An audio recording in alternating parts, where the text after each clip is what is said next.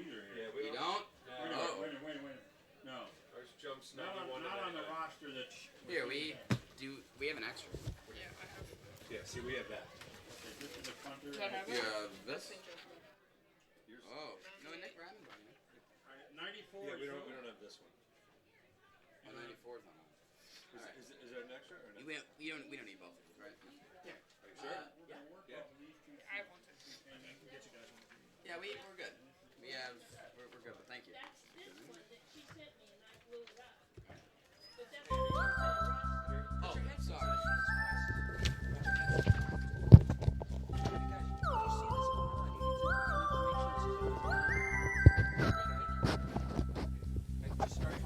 Cortland?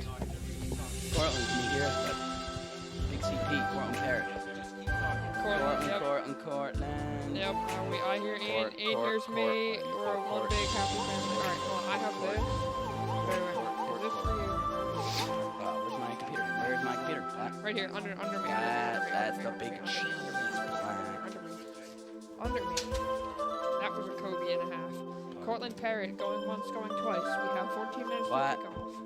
I don't know, maybe our mics don't work. I can hear you. Yeah, you hear me.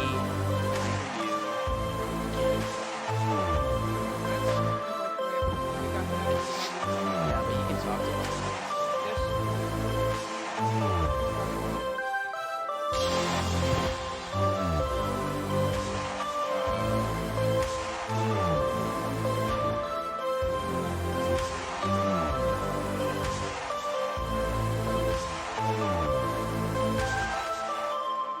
It's 94 is Ty Groff. Yep. Here you go. He's the backup kicker and punter, so this is just in case. He's a freshman. A lefty too. Yeah, Radman's is a lefty. 98 is Radman. Yep. Because on that other sheet, the one you gave me has 98, but that one just... Yeah, I know. Yeah, 94 is Ty Groff. Yeah. Lefty. There you go. So you know what? All right, this is us. What's this for? What? What's this for? It's in case we might use during the game. Let me see. Let's stand up. That's what we're going to do.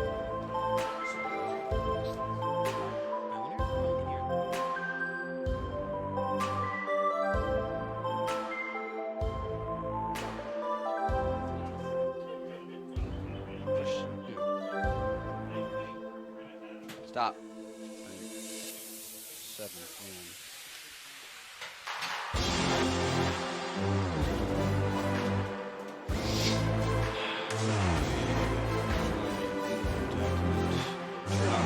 Spot. There's Manning. Where's? Oh my God! Now without wind.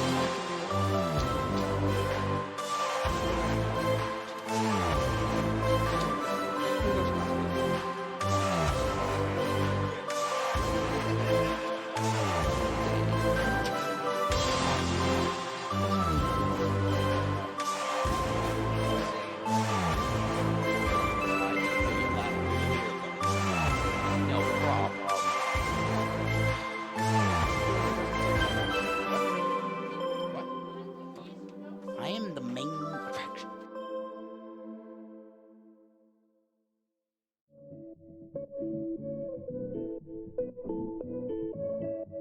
This is my.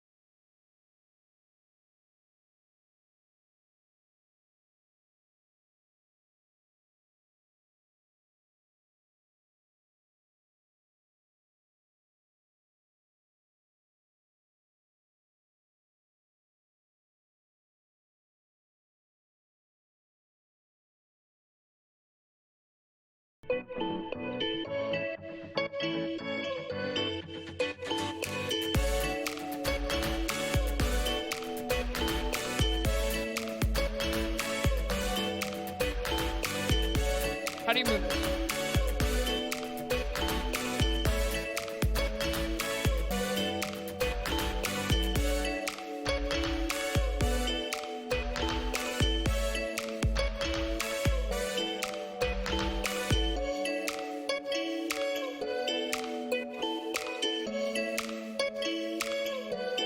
fine. That works. That's good. That works. Okay. We're live right now. Yes, I am speaking. I'm saying the stuff, Cortland. This is New Canaan football. It's going to be a terrific game against the St. Joseph Cadets. Austin, excited. I am very excited. Ian, first home game, 3 away games. That's nothing either. Home and by far your biggest home game of the year against a team that's 3-0 that's dominated their competition so far. Definitely their biggest game of the season as well. As Coach Marinelli mentioned when we talked to him earlier today, he said, really, we can only afford one more loss, and he really did not sound fond in having that loss be tonight. I said I probably have to run the table in order to make the playoffs. So big game to say the least. Friday Night Lights, nothing better than some football on Friday night with the 2nd and 5th ranked teams in the state of Connecticut.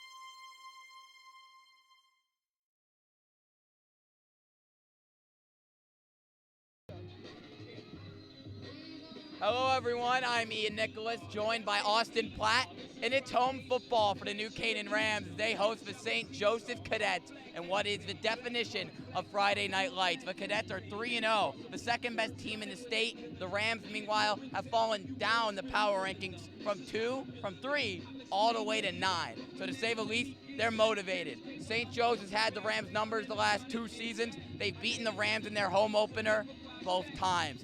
Austin, the man leading the Rams for the 4th straight season, is Drew Pine. Tell me a little bit about the Notre Dame-bound superstar. That's right, Notre Dame bound in. Drew Pine, a 4th year, as you mentioned, and he has been in these 2 games. Last year at St. Joe's in the opener, had a rough one, probably the worst game of last year. Has struggled a little bit in the first half of all 3 games the Rams have played with incomplete passes, some miscues, and some interceptions. And he's knows 4-year man. No one else has done that. He's going to be half the guy to lead this Rams offense. Ian, how about the St. Joe's quarterback? Well, St. Joe's quarterback Jack Wallace has had a terrific start to the season. 12 touchdowns, just 1 interception. Here's the problem. Those are his only 3 career starts. A former defensive back, now a quarterback. Drew Pine, 45 career starts. A guy with a lot of experience up against a newbie who was a cornerback just last season. A talented player who can run. Let's see what he does tonight. Who's the guy who he's going to have to run from tonight, Austin? And it's going to be big number 1 on the Rams side, defensive end. It is going to be Chris Caratu, the big senior. Coach Marinelli loves his leadership. He has 6 sacks. That leads the team. He also 2nd in tackles on the team. He's going to be the guy that the Rams are going to have to step up on defense for this front 7. And who's someone Caratu's going to have to look for in this offense? It is J-Rock, Jaden Sheridan, big number 20 for the Cadets. It's a superstar at running back, over 1,300 yards and 27 touchdowns last season, and he's still killing it this time around. And apparently, according to his coach, he's even stronger than he was last year. Oh my gosh, I cannot wait for this game. It's going to be an absolute classic, and we'll bring you to coverage in just a moment.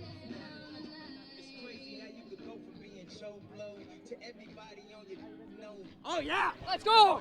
Hello everyone, we are here live from Dunning Stadium, and we are in for an absolute thriller tonight.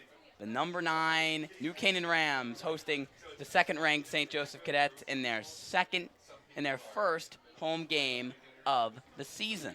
They've played 3 straight road games to kick it off, New Canaan that is, and they've gone a solid 2-1. They've defeated the likes of New London and Stamford last week, and they lost to Richfield in week 2. But for now, it's the St. Joseph Cadets, the second best team in the state, that trot onto the field. This is a powerhouse program, Austin. A perfect 3-0, the second best team in the state, as I mentioned a second ago, led by new quarterback Jack Wallace, making his 4th career start up against a historic New Canaan franchise. That's right, Ian. You talked about it in the open that Wallace does not have as much experience as Pine, coming from the defense, moving to quarterback. We'll see how that plays out against, as we know, Drew Pine. Drew Pine, a guy that has played 4 years and played in the last 2 seasons where the Rams have lost, as we know. Those were both in the openers of those 2 seasons. 2 years ago, it was here. A year ago, it was in Trumbull. So it'll be interesting to see now if these two have played 3 games as the Rams trot onto the field. And here come the Rams as one of the guys is down already. That is a bit of a shame, but looks like he got right back up, got on his feet, and he's ready for the Rams' biggest game on the season. Hey, there are miscues everywhere, before the game, during the game, after the game. Just got to cover them up afterwards. That's right. Got to make up for it somewhere in the game. And as you mentioned, Austin, the Cadets have had the Rams number in each of the last 2 seasons. In 2017, the Rams opened as the number 1 team in the state, according to Game Time CT, and they lost 38-35, a shootout game here on Dunning Stadium. And then next season, in 2018, they lost 28-0. It was a pretty bad loss, and again, they were ranked the 1st best team. So a lot of people online are like, oh, I'm happy. I bet Coach Marinelli's happy that he wasn't ranked number 1 heading into this season. It's like that curse is finally lifted. But this is a must-win game, potentially a must-win game for the Rams with their playoff hopes. And it's, again, that rivalry that's been budding over the last few seasons. How do you think it's on that sideline right now? How do you think everyone is fired up? Yeah, everyone's definitely fired up. They know this is a rivalry. There's been some trash talking online, and definitely the past 2 years. But Drew Pine's definitely going to lead this squad. They know what it's like to lose. He knows what it's like to lose. He knows what it's like to win, and he's been in there all the big games this season. He got the loss, as you mentioned earlier, in Richfield. I think definitely kind of helped this team. Even though it was a loss, overcome the adversity. They smoked Stamford last week, so they kind of getting back into the gist of things. That was by far their best game they played. Yeah, Stamford kind of handed it to them, but offense, defense, special teams, it was all clicking, and it's going to have to be clicking tonight against this St. Joe's powerhouse. It's going to be an interesting dynamic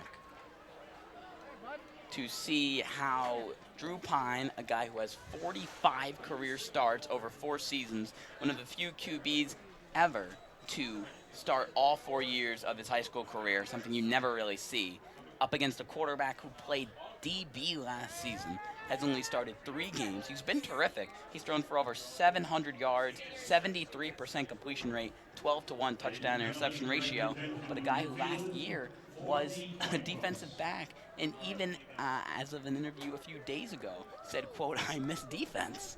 So it's going to be really interesting, a battle between 2 polar opposite quarterbacks when it comes to experience. Yeah, that's right. Leadership is definitely going to play a factor in tonight's game, and that's why the Rams would have the edge. Many people think that St. Joe's is definitely a team to beat in the state in this game.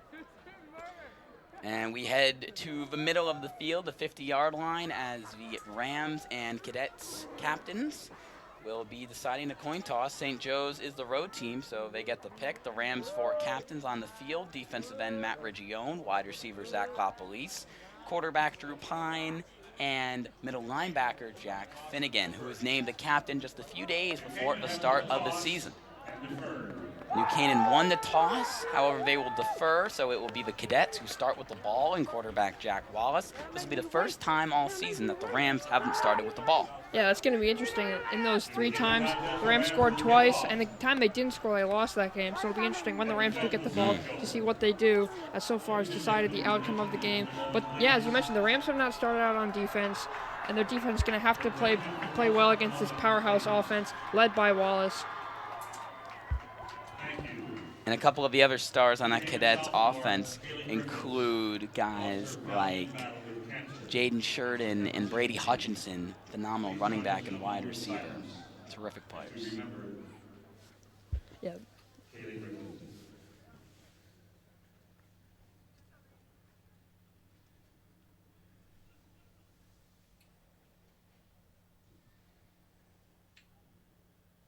Thank you, ladies and gentlemen. And now to honor America and to sing the national anthem, please join Nicole Demers, Megan Lyden, Alessio Palmalo, and William Dantini.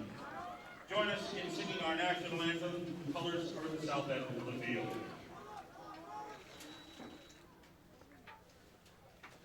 Oh, say, can you see by the dawn's early light what so proudly we held at the twilight's last gleaming, whose broad stripes and bright stars through the perilous fight o'er the ramparts we watched were so gallantly streaming, and the rockets red glare, the bombs bursting in air, gave proof through the night that our flag was still there.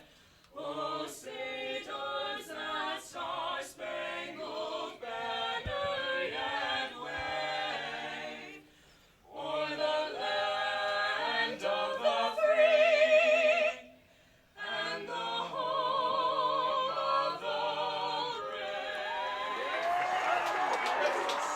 brave. And we are off in just a few moments. One of the most anticipated games all year throughout the state of Connecticut is about to kick off. It is electric here at Dunning Field. The Rams are as motivated as ever in their biggest game and most important game of the season.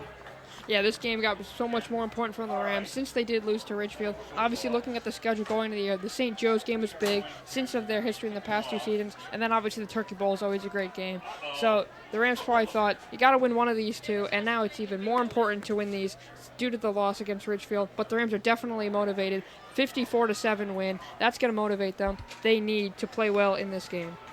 And the Rams, they lost 2 of the first 5 last season and still managed to make the playoffs and make it all the way to the state championship game in Double L up against Greenwich. So even if they get the loss today, they still definitely have a shot to make it back to the playoffs now that they're back in Class L. But again, it's going to be a tough uphill battle where losses are unacceptable or really not possible if they're looking for a playoff berth. Yeah, last year the Rams had a big winning streak after they lost. They won 8 in a row or something, going all the way to the championship. So and everyone knows that the Rams play their best after a loss, and losses bring the biggest and best out of the Rams. We saw that last week, and here we go. And the kickoff for the Rams is star junior kicker Nick Radman, number 98. Meanwhile, to return for the Cadets is star wide receiver junior Brady Hutchinson, who leads the team in receiving yards. Let's get this game underway. Radman with the boot. Inside the 15, it's pretty good blocking up the gut and a huge hole across the 40 to the 41-yard line.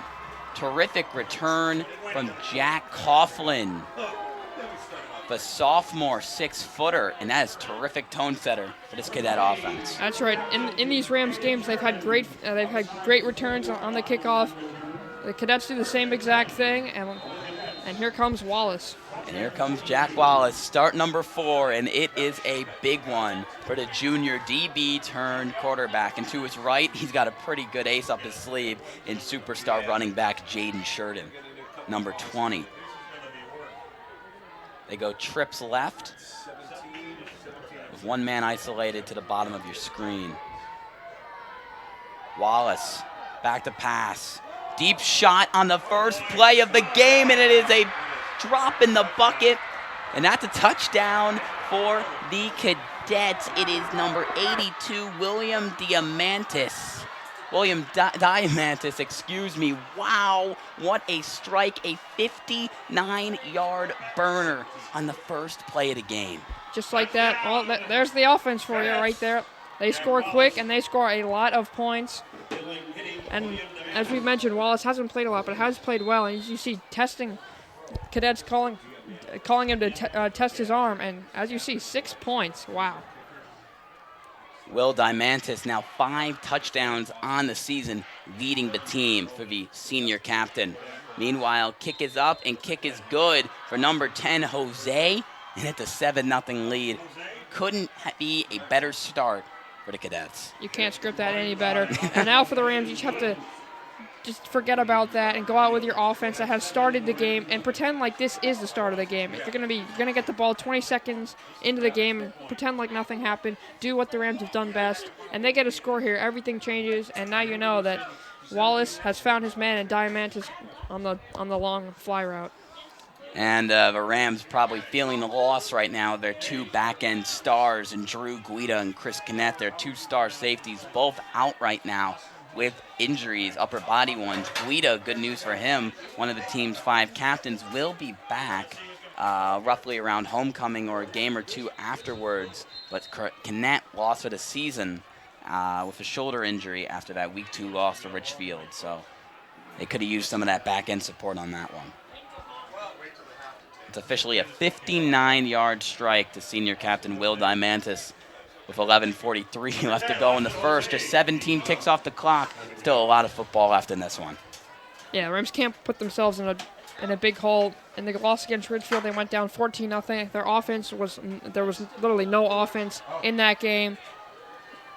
But they need to get something going here. You cannot, against the St. Joe's team, you cannot dig yourself a big hole. And they said that he's been called Jose Austin. And Austin Joesph, who just booted in the extra point, is also the team's kickoff specialist. Back to return to the Rams is star receiver Zach LaPolice. But this is a boom of a kick all the way to the end zone. It is muffed, and it will just be a touchback from there. Excuse me, that was Kyle Russell, number 8, who caught his first varsity touchdown last week up against the Black Knights, and it is Drew Pine. What more can you say about a man who has started all 4 years, been to 2 state championships, won 1, and oh yeah, he's heading to Notre Dame next year. Yeah, that's right. Don't overlook that. Don't overlook as we that. mentioned, Drew has struggled in the first couple of drives, incompletions, and it'll be interesting to see. Last week it was Christian Sweeney, who has now been moved from running back to wide receiver. He looked like the number 1 target. LaPolice before then caught 2/3 of Drew's yards. So it'll be interesting to see who the Rams look for and who they test on defense, against a good defense, not to mention. And their new running back, as you mentioned, Sweeney out, Johnny Wise in, and what one heck of a game he had. 83 yards from scrimmage and 4 first-half touchdown runs in that win last week. Marinelli's looking for him to be the bell cow again this time around. 1st and 10 from the 25. Give up the gut, and it's a keep. My mistake. Great read option play from Drew Pine. That's going to pick up roughly 9 on the first play. Yeah, we mentioned, and the Rams are clearly executing this early. Marinelli said they're going to have to change things up, and they're going to have to let the Cadets know that they're going to try things that's going to make them uncertain. Obviously, giving the ball to Johnny Wise is the no-brainer, but Pine keeps it and gets almost a first. 2nd and 1.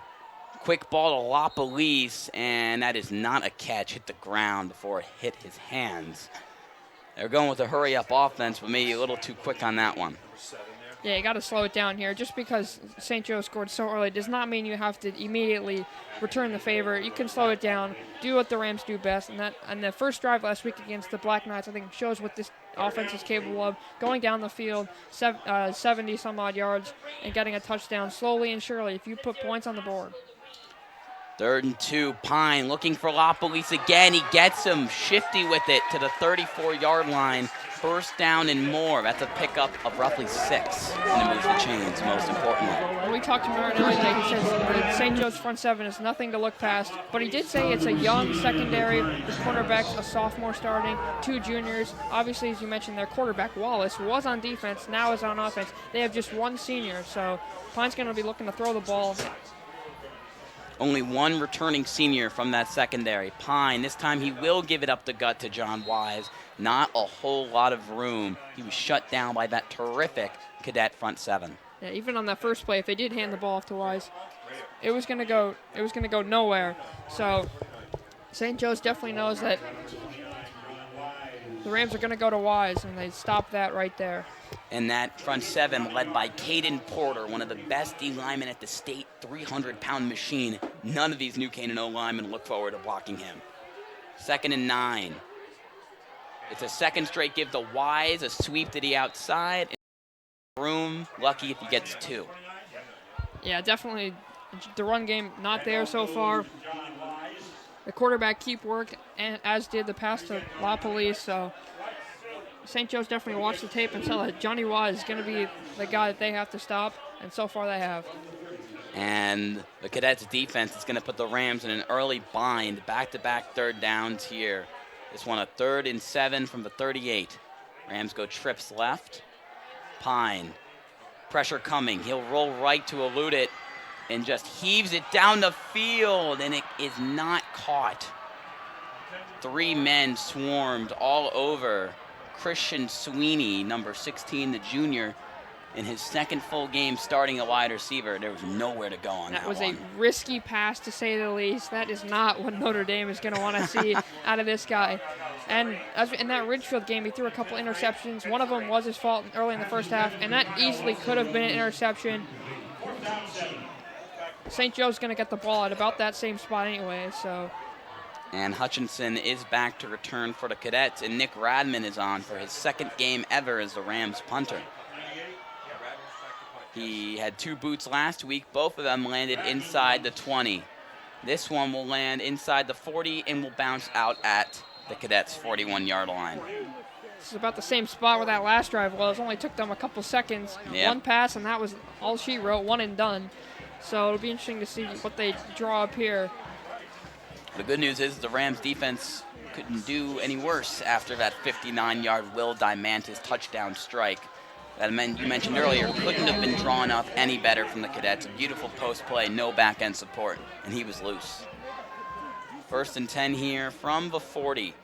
Wallace 1 for 1 on the game, his 13th touchdown pass on the season. It's a give up the gut to Jaden Sheridan, lane to the right, room to rumble.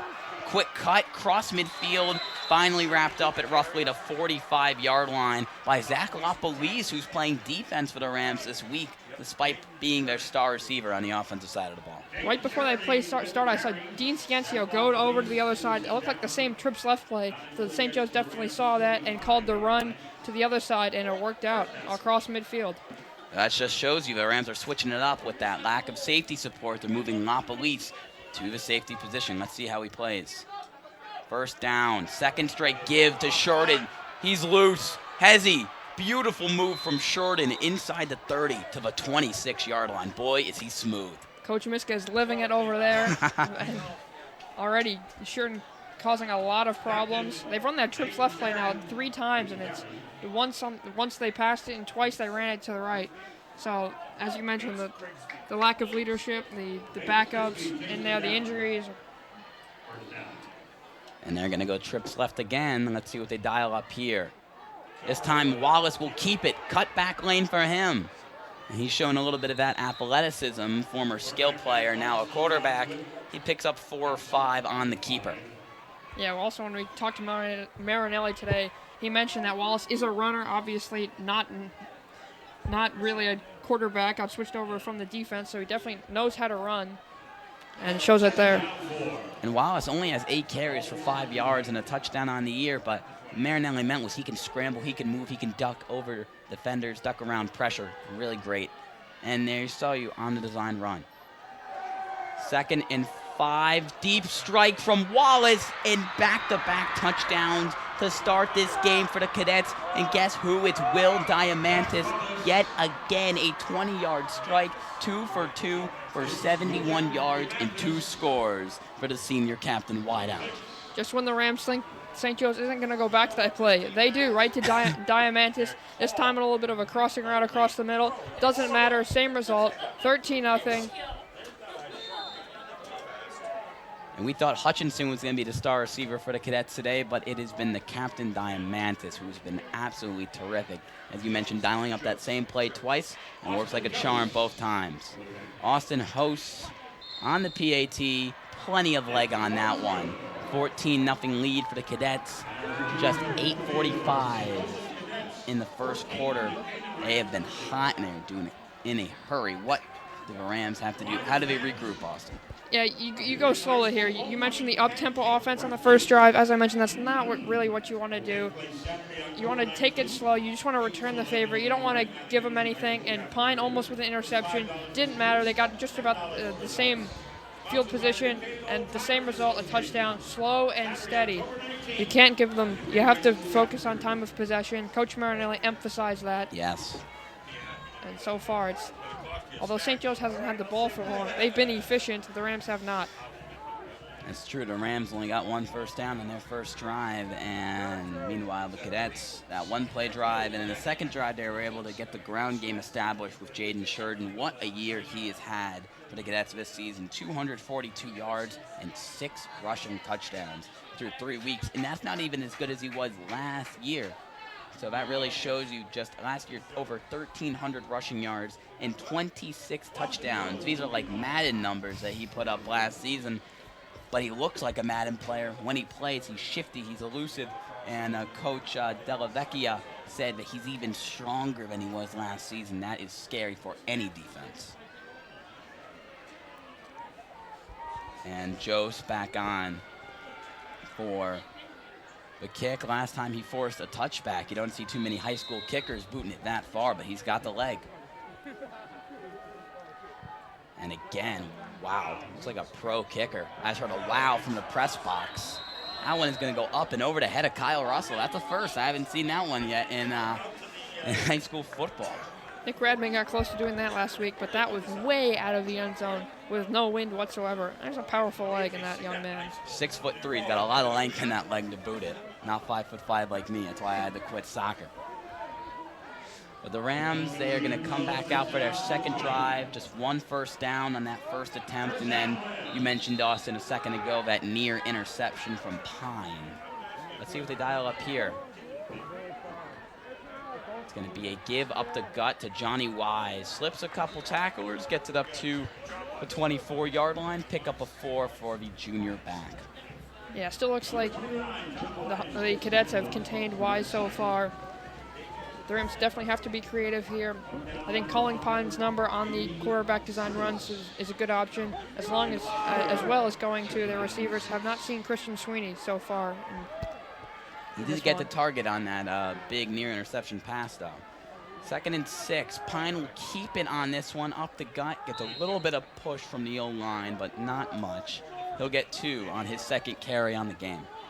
Front 7 so far holding very strong for the Cadets, forcing the Rams to throw the ball. 3rd and 4. Ian, what's the play call? Well, you got to pass it here, obviously, and St. Joe's is going to expect that. Offensive coordinator Dan Farina has to dial up something unexpected. That's what Coach Marinelli said this week. They have to be new, unexpected, throw out some interesting plays. They'll dump it off out the backfield to John Wise. Cut back, nowhere to go. Ball is loose, but it looks like New Canaan jumps on it. St. Joe's was all over that one. Near disaster avoided, however, as the Rams were able to jump on that one. So Nick Radman will come back out for his second punt on the game. We've seen that play a lot from the Rams, Austin, that little designed motion dump off to the left of Wise. And St. Joe's obviously saw that one in the film room. Yeah, they're lucky to have the ball, but once again, another punt after a near turnover. Looking to extend drives, but these have been probably the 2 shortest drives that the Rams have run all season. Here's Radman on the punt, 4th and 4 from his own 26. And this one gets a little bit of a bounce and finally fizzles dead at the 43-yard line. Well, Jack Wallace does not look like a guy who started only 3 games. He's had a lot of support from this terrific offense and a terrific head coach in Joe Della Vecchia, who's very well respected around the state, especially from head coach Lou Marinelli. Had nothing but great things to say about his friend and fellow FCAC coach. And he has groomed Wallace extremely well. He looks terrific today so far. Yeah, looks like a quarterback.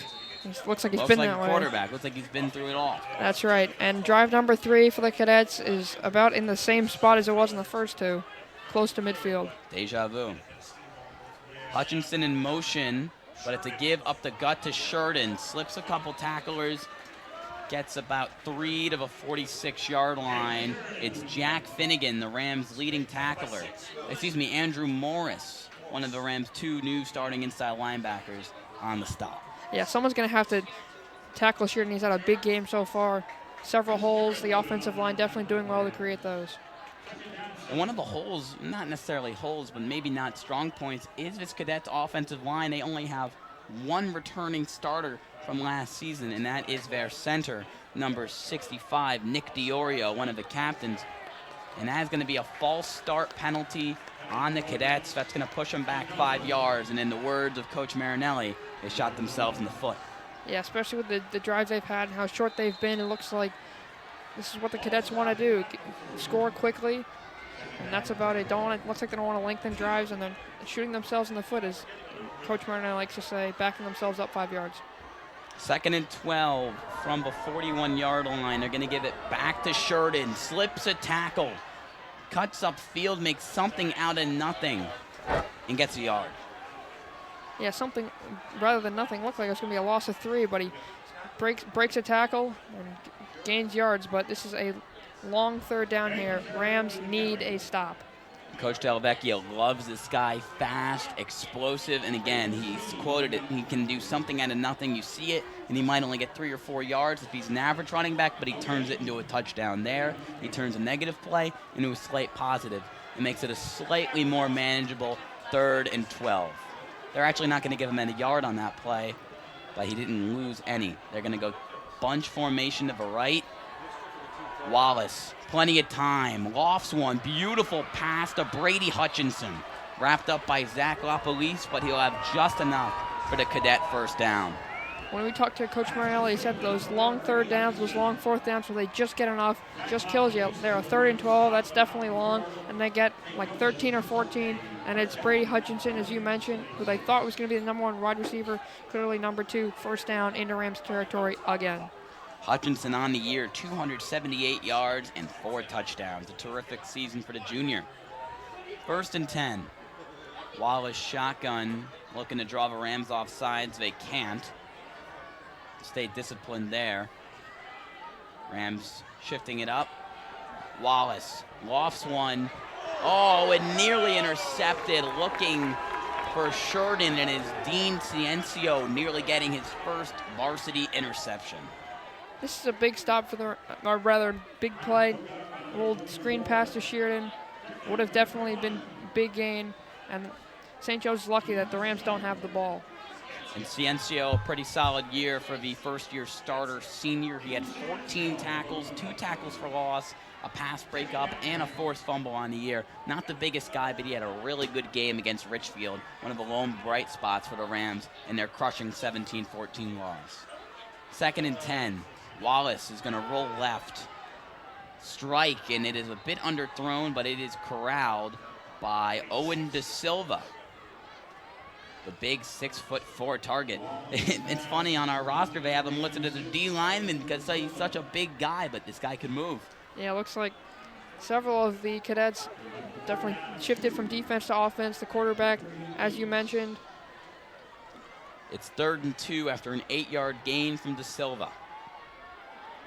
Wouldn't be surprised if we see a Jaden Sheridan carry here, but this is a pretty great and unpredictable offense, so who knows. 4 minutes left to go in the 1st quarter. And Wallace will look left and hook up with number 82 for the Cadets. It is Diamantis again. Who else, Ian? Who else? 3 catches on the game, 2 touchdowns. He's the go-to target in this offense. Yeah, the Rams definitely shifting a lot around on the defense, looking back at Coach Silvestri and Coach Mitska, but even though they've tried to change much, the result has been the same. And a fresh set of downs at the 30. Give up the gut to Sheridan, cuts it outside to the right. Stiff arms a man and makes again something out of nothing. Trucks into our own cameraman, Harvey Duplock, down there. He's taking down everyone in his path. That's right. They love that run to the right. They definitely see that the defensive line is a little bit weaker. That ends up being a pickup of 8 on the play, and again, that quick explosion and burst. You really see it on these outside zone plays from the Cadets. They're gonna go trips left here. De Silva in the slot. And they're gonna go back to the sideline on this one. Rams shifted up on defense. Still looking, play clock down to 3. They gotta get the play off. Wallace looks left. 1v1 ball to the end zone, and it is broken up. Looking for Diamantis, and instead, it is Bates Grigsby.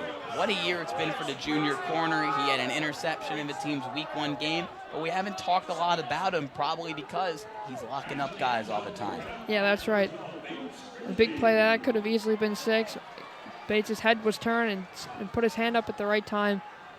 But actually, it's been Chris Carrot who's been on that side where St. Joe's is targeted. So clearly, my player to watch has been contained so far. They know to watch out for him, thanks to you. Wallace looks left, wide open is De Silva, wrapped up inside the 10 to the 7-yard line, roughly 14 yards, and again, another 3rd down conversion for the Cadets. They're getting it done on the most crucial down in football. Yeah, on these 3rd downs, Cadets are going out to the left and to the right towards the sideline, so they definitely see that in the middle there's trouble. When they throw the ball, it's outside, and when they run the ball, it's outside. Not a lot up the middle. The Rams need a stop here desperately. 1st and goal from the 6. Cadets trips right. They go back to the sideline again. Really smart offense. They're checking out of plays a lot if they don't like what they see.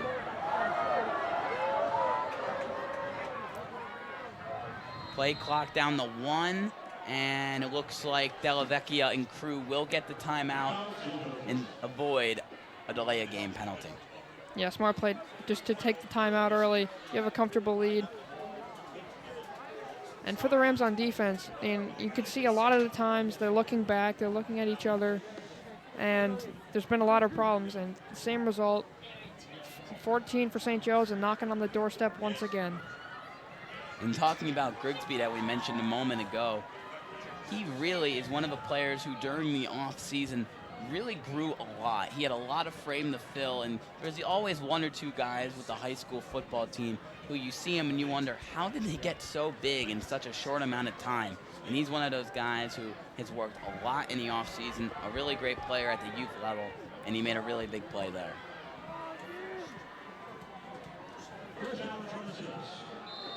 So after the timeout, there's 3:24 left in the 1st. One of the bigger plays of the game here. Rams desperately need a stop. Give up the gut to Sheridan. Nowhere to go. Absolutely bottled up by the Rams. 3 or 4 guys all over him. Yeah, the Rams finally get a stop. And finally, St. Joe's goes up the middle to see what happens there. Nothing, so. That's going to be a loss of 3 on the quick give up the gut to Sheridan.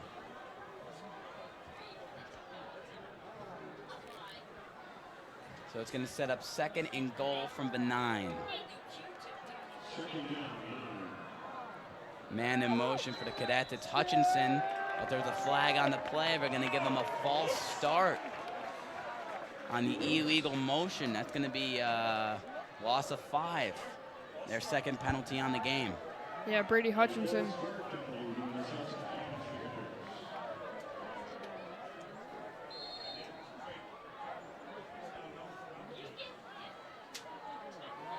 So 2nd and 14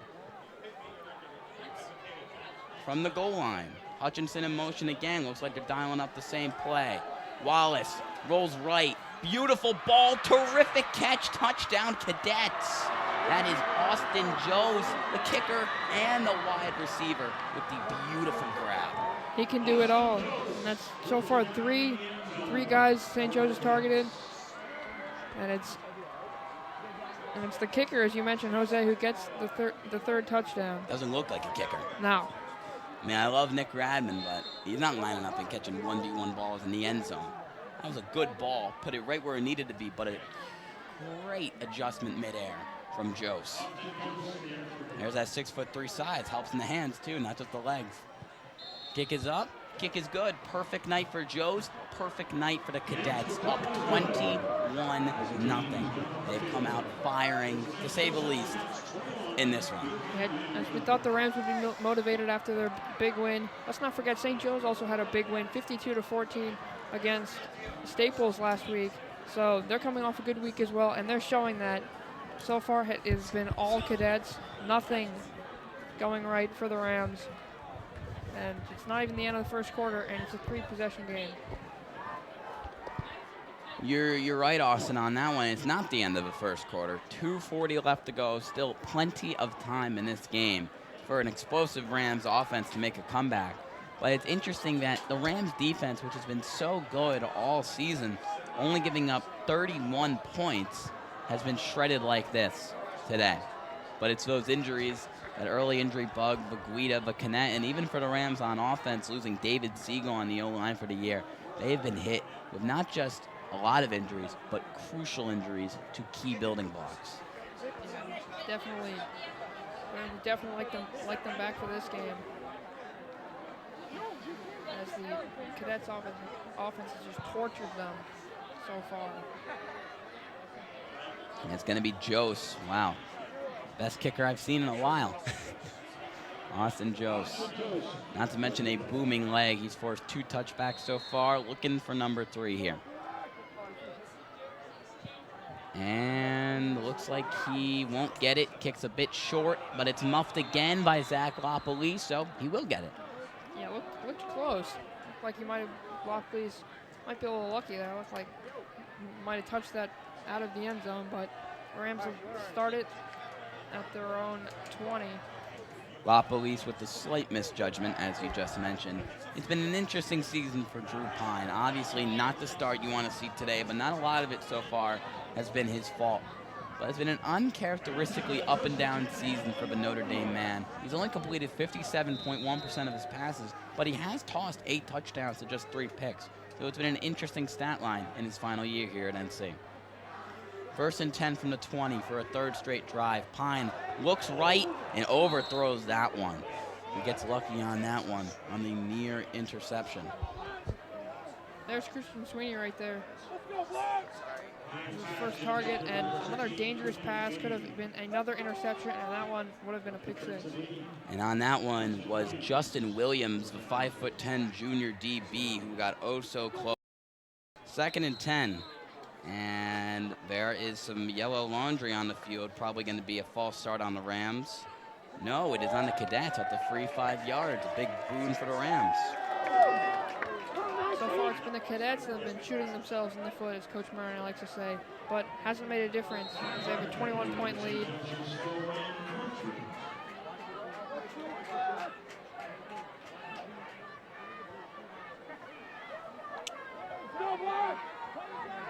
So now 2nd and 5, thanks to the illegal penalty. And it's going to be a zone run left to Johnny Wise. Absolutely nowhere to go on that one. That was number 47, Jordan Paulin. Terrific stop for the Cadets. That's a loss of 5. There goes the 5 yards they just gained on that penalty. And definitely they've been forced to throw the ball. And Pine has once again not been accurate in the first half, in the first quarter in this one, with dangerous throws. So it's a 3rd and 10. They're backed up to the 20. Pine looks right. Pressure comes, steps up. On the run, takes a shot, and he's not going to get the first. There's one of those sophomores that we mentioned earlier. It's Jack Coughlin, who makes the big hit on Pine, and it's once again another punt. And it looks like it's going to be once again good field position for the Cadets. This is kind of the polar opposite of what we saw last week against the Black Knights. Rams were the ones that had the good field position and took advantage. So far it's the Cadets with 3 drives, with good field position on all 3, and they've taken advantage. And for a 3rd straight drive, it's going to be a Nick Radman punt after the 5-yard scramble from Pine leads in a 4th down. Great punt from Radman. Fields it at the 41.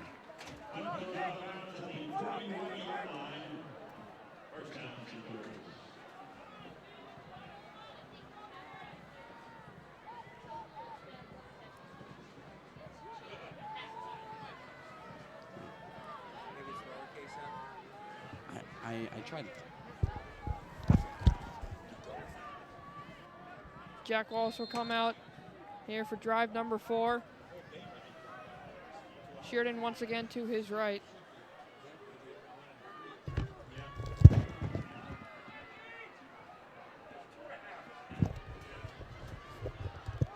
Another run play to Sheridan, who once again gets across midfield. And after contact, gets the first down. Breaking through another Ram defender. And the pedal to the metal is still on here. There is just no resolve in this Cadet team. And Sheridan, an all-state player last year who has had a great start to the year, and he's again looking like that all-state player this time around. Just over 30 seconds left to go in quarter number 1. Wallace looks left, he'll pump, deep shot alert, wide open. Brady Hutchinson at his touchdown, number 4. Who knows how he got that wide open? Austin, your eyes are wide open right now. How did that happen? Yeah, that was definitely a miscommunication there. Brady went deep, and the Rams were looking at each other, but it doesn't matter. As it's really the 4th touchdown and the 3rd one on that left side. And it looks like it's Ciencio. It's Ciencio and Grigsby that are talking over that one, and they've been the culprits of at least 3 of those 4 touchdowns. And it's Joes again on for the extra point. Looking to go a perfect 4 of 4, and it is good. And it has been an absolute offensive onslaught from Jack Wallace and the Cadets. They've had their number over the last few seasons, and they look great yet again. Yeah, not even at the end of the first quarter. It's the exact score of what it was last year. Up in Trumbull, 28-0. Let's go, Al! Let's go! Throughout the whole game. Yep.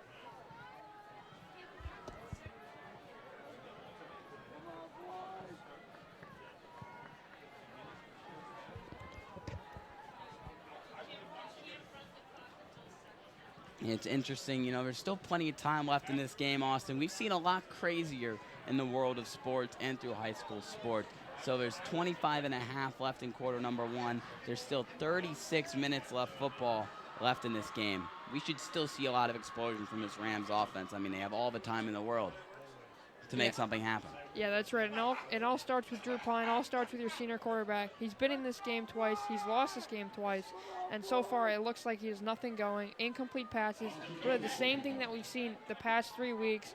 And it has to change sooner rather than later if the Rams want to even make something out of this game. And Joe's on for the 4th time. 3 kickoffs, 3 touchbacks for the star kicker and wide receiver.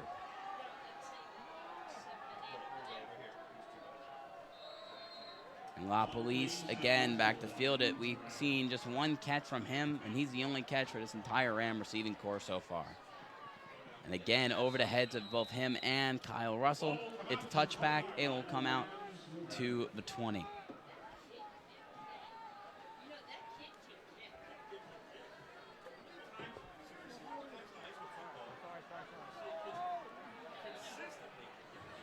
And if you're Coach Marinelli and crew right now, you cannot be the slightest bit happy at what's happening. They look to extend drives in the first half, haven't been able to really go anywhere on offense. They look to keep Wallace contained, and, you know, not a lot of people know much about Wallace. He hasn't put a whole lot on film. You know, Drew Pine on film looks like you're reading a textbook. He started 45 games. Wallace is a guy that defenses are still having plenty of trouble adjusting to. Give up the gut here. It's Johnny Wise yet again. You got to give Rams credit. They're committing to Wise. They want him to be the bell cow running back, especially after what he did last week. But down 28-0, you got to lean on Pine right now, I'd imagine. Yeah, even though this offensive line is very young, they're definitely getting exposed in this game. And as we end the first quarter, they've cleaned up the penalty issue, has the offensive line, but it hasn't mattered with just a stronger, better team in the Cadets so far. The offensive line hasn't really had a chance to prove himself so far. I mean, there was that one play where Pine had to roll out because there was pressure and ended up being an incompletion to Christian Sweeney down the field. but we haven't seen this Rams offensive line get the chance to do anything big because these drives have just gone nowhere.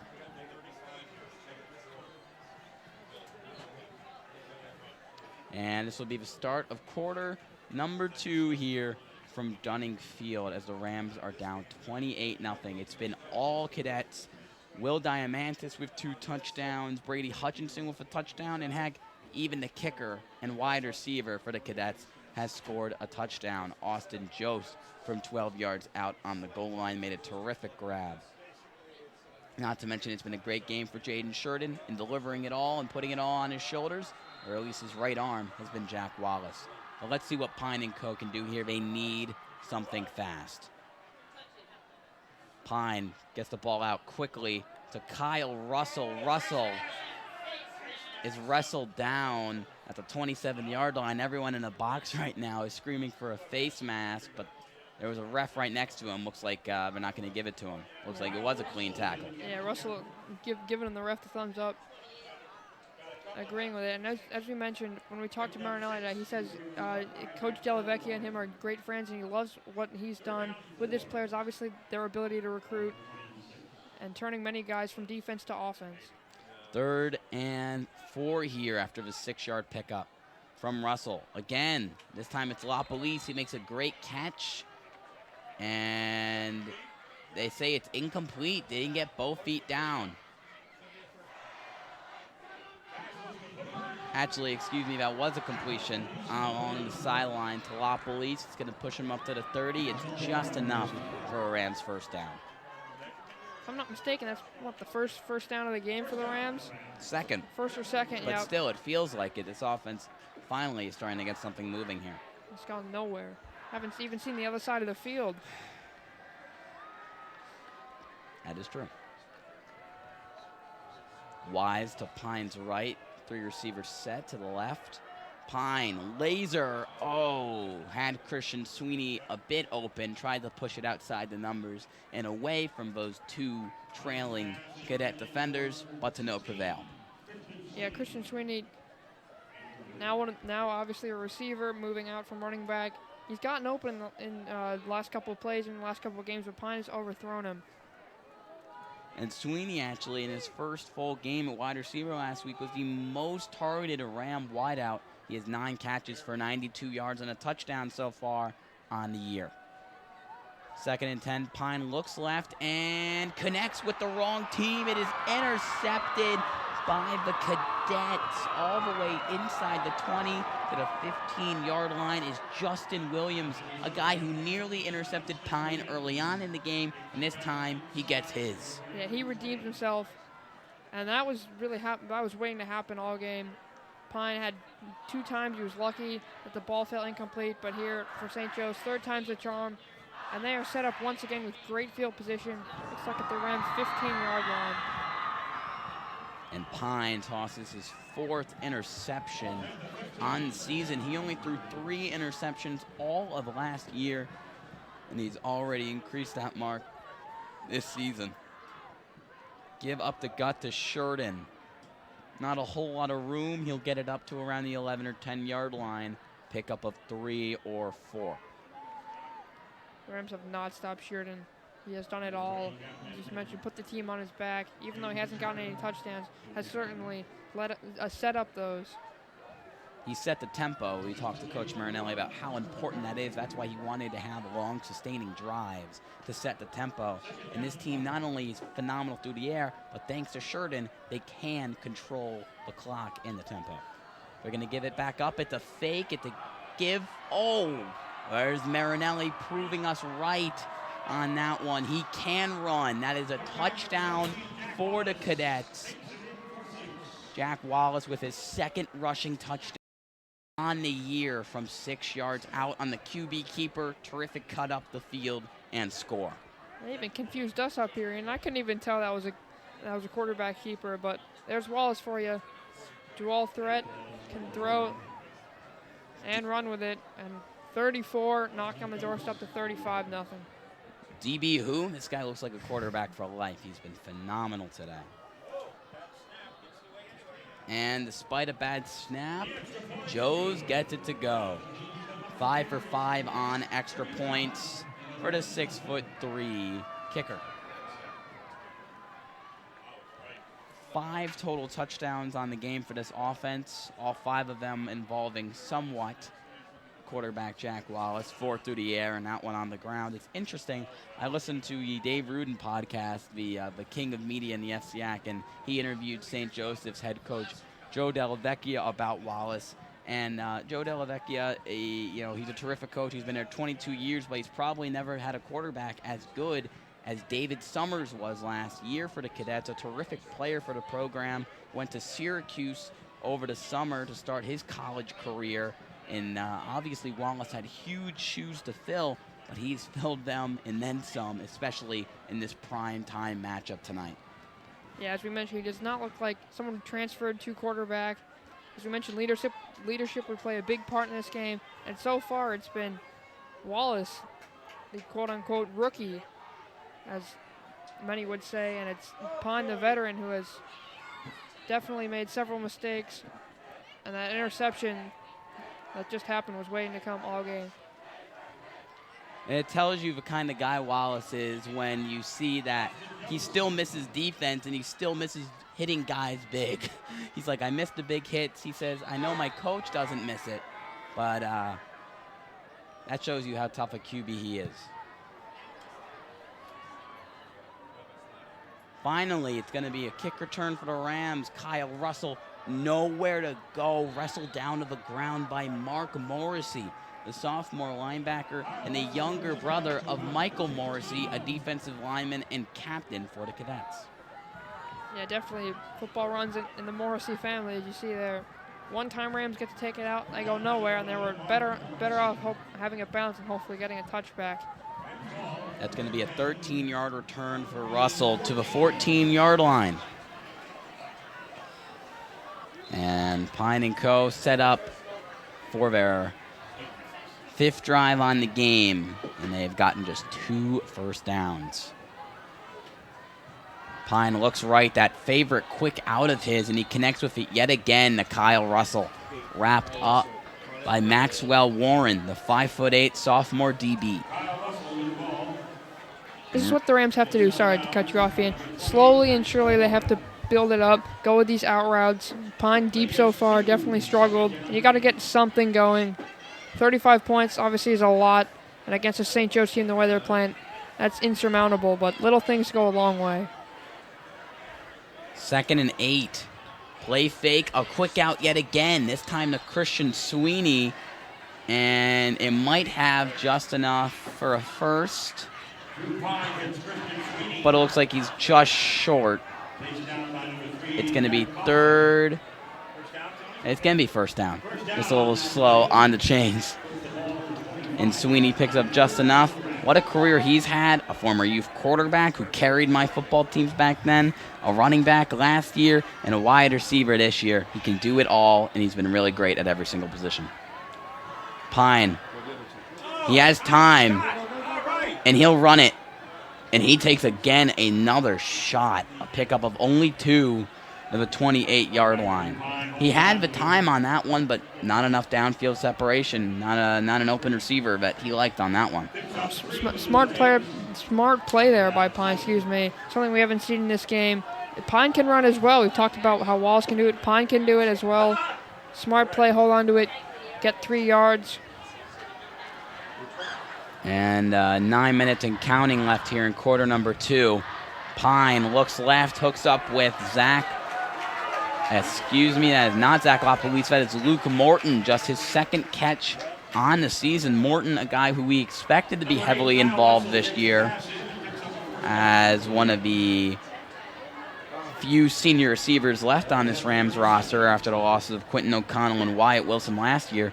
But that's just his 2nd catch on the year, and he's played almost every offensive snap. Pine rolls out here, and right in the hand of Christian Sweeney.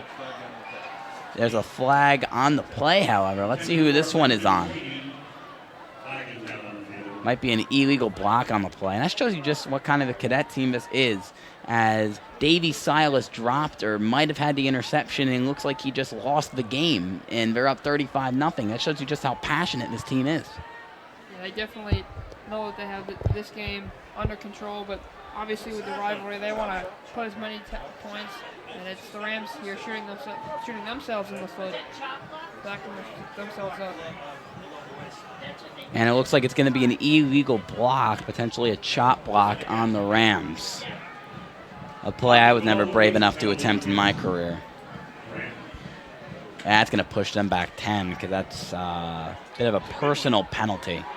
And this Rams offensive line is a new one. Coach Marinelli mentioned today that Teddy DeClue is the new starting center, at least for this game, matching up against the massive nose tackle Caden Porter, who's out of the game right now. This is an interesting offensive line with a lot of talent. Pine, again, another drop and another one from Christian Sweeney. Again, going to that quick out, and it goes nowhere. It's 2 drops there that the Rams could have had, plus the penalty. That is shooting themselves in the foot on this drive. They've gotten something going at least with the play call and letting Pine kind of taking the pressure off of Pine. You can tell it's gotten to him, even though he is a senior. He still makes mistakes. He's still human, as you like to say. Yes, even the greats of the QB class of 2020 have their mistakes. Pine rolls out here from pressure. Beautiful throw on the move to Kyle Russell. Looks like he's going to be short of the first down marker, but it sets him up with a much easier third down. But there's a flag. You pointed that out, Austin. You're like the rep in the box. Thanks for spotting that one. Finally, they get something going downfield, and it's going to be another penalty.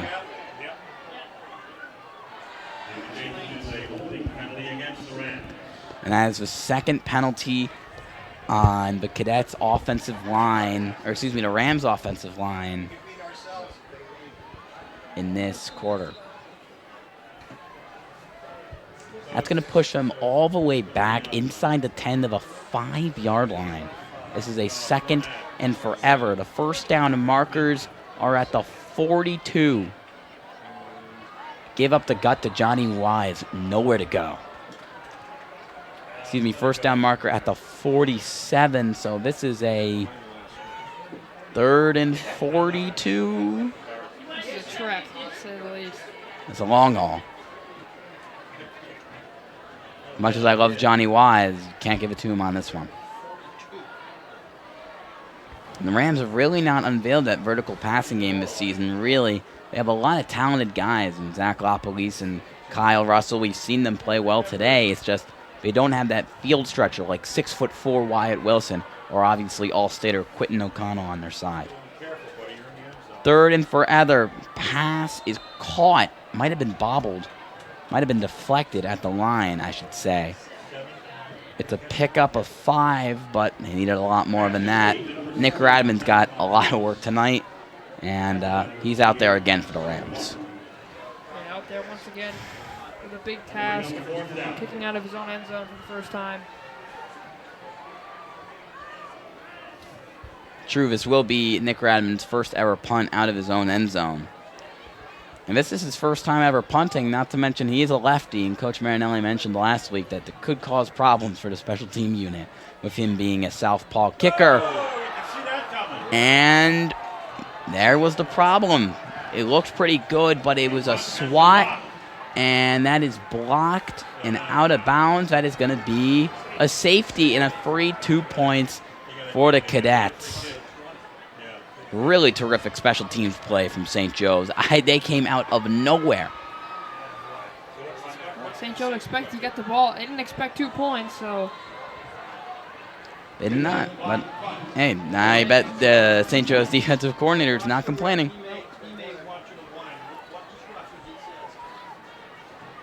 .640 left to go in quarter number 2. It has been all St. Joseph Cadets, to say the least. Dominating on offense with the 5 touchdowns. Dominating on defense with just 2 first downs. And the safety, even though that drive was a little bit more Rams penalty and a little bit less St. Joseph defense dominating. And an interception on Drew Pine. It has been a field day, and they got to feel good they've risen up the rankings, or they stayed in the rankings at number 2, but the respect in the state after what they've done so far must be skyrocketing. They're definitely be looking at this. Definitely their eyes will be opened, obviously. Bradman will get Especially Daniel Hand, who sits at number 1 in all 3 of our teams, New Canaan, St. Joe's, and Daniel Hand, all in Class L this season. A rarity to see 3 powerhouse programs in the same class. Nick Radman will boot from his own 20, and it will land inside the 30 from Hutchinson. Nice move. Has a lane to the left. Beats the team, and he's out of bounds and a little bit into the stands. Cross the 40. It was Nick Gilio who finally pushed him out, but it's going to be a flag on the play for the Cadets. Like we see with so many great returns, they're usually always called back thanks to an illegal block. And it will be a holding on the Cadets. They're really their only downside of the game. Now, also, I want to ask you an interesting question. You know, as I just said, almost all the big returns you see, really NFL, college, or high school, are always called back thanks to a penalty. Do you think they should keep kickoffs and punts? Or punt returns, I should say. Yeah, there's not only that, there's obviously concussions and that whole research beyond that. But, I mean, there have been great NFL kick returners. Devin Hester will say something about that as Jaden Sheridan does what he's done best. That one looked like a kick return. Where did the defense go? Jaden Sheridan had 9.5 feet, 10.5 feet next to each of his sides, and that was a 10 to 15-yard run. Moves the chains. First down, Cadets. A lot of green, not a lot of black shirts. That is not what you want to see. Yeah, it looked like a kick return. Could have ran a car through that hole. Terrific blocking from this young St. Joe's offensive line. A lot of turnover last year, and it doesn't look. They look like an experienced unit. And as soon as I say they look like an experienced unit, they probably got a penalty. And it is a false start on the Cadets. That's going to push them back 5 to the 38-yard line. Coach Delavecchia definitely going to have to say something about that. That's like the 4th or 5th penalty they've had. The Rams are cleaning it up on the penalty side, but hasn't mattered. Scoreboard tells you it's all Cadets. And that's the difference between solid coaches and great coaches. They'll always point to what we need to fix before what you did well. That's what Coach Marinelli does with penalties, and I bet that's what Delavecchia will do at the half. And it's a keep from Wallace, room to rumble. Quick slide. Ooh, that was fast. You know why that was fast? He's a baseball player. There you go. Here's the reason why he might have had a really great transition to quarterback. This is a guy who was a second baseman for the state championship winning St. Joseph baseball team over the spring. And after every practice, Coach Delavecchia said he would go to the football field, work on his footwork, and work with his receivers. So this is a guy who knew that he was going to be the guy to take the reins from Summers. He embraced it, and he looks terrific. And he already knows how to slide. It's roaring here in NC on second down. Wallace, deep shot, wide open. Touchdown, Cadets. De Silva gets wide open. He gets in on the fun. His first touchdown on the game, and Wallace's 5th total touchdown as well. There's that big 6'4" body of his finally getting put to big work in the vertical pass game. Yeah, that one, Walker Swindell, looked like he lost his man there, and he was wide open. But going back to Wallace on that last play, rather the play before that, great play. Braden Sweeney was right there to tackle him, but he held the ball back, and as you mentioned, with a great run and the slide. Kick is up. Kick is good. Joe's still perfect. Make it 6 for 6. A 44-0 Cadets lead with 5 minutes to go in half number 1. And you continue, Austin. My mistake. This looks like a carbon copy of the Stanford game last week. The only difference is just... We're Stanford. New Canaan is Stanford. Right. Sorry about that. Except the Rams, Stanford shot themselves in the foot. Several penalties, gave the Rams great field position. But here, it's just been the front 7 of this Cadets team that's just stopped Johnny Wise. Drew Pine has looked inconsistent.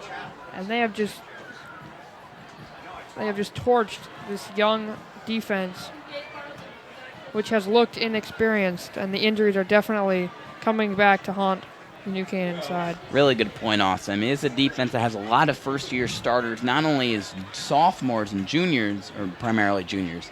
Chris Cadet was a star last year as a sophomore. But a lot of seniors who also haven't seen the field a whole lot. Dean Ciencio, Nick Giglio. These are guys who are great players, but they're seniors who have also never played really varsity snaps. So the inexperience shines here. Defensive coordinator and former Brian McMahon head coach AJ Albano has to fine-tune those issues in the secondary, obviously.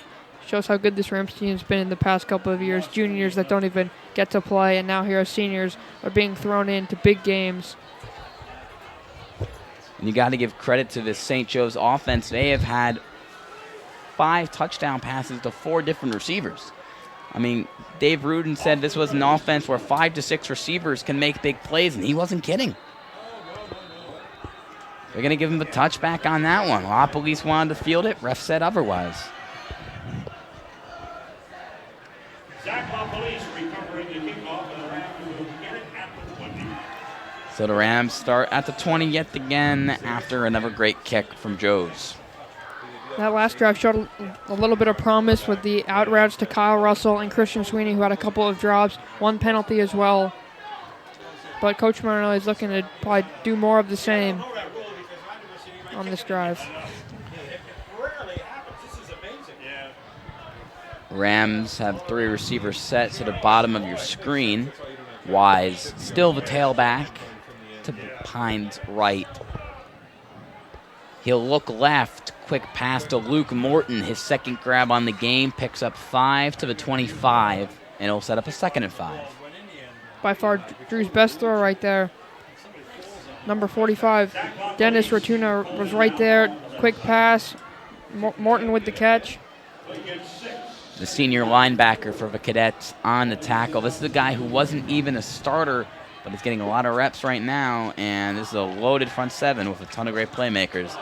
Pine on the rollout. Pressure came, and he could not find Kyle Russell. Russell, a guy who didn't play early on in the year, got a couple of targets last week against Stanford, and all of a sudden he looks now like the new go-to target to Pine.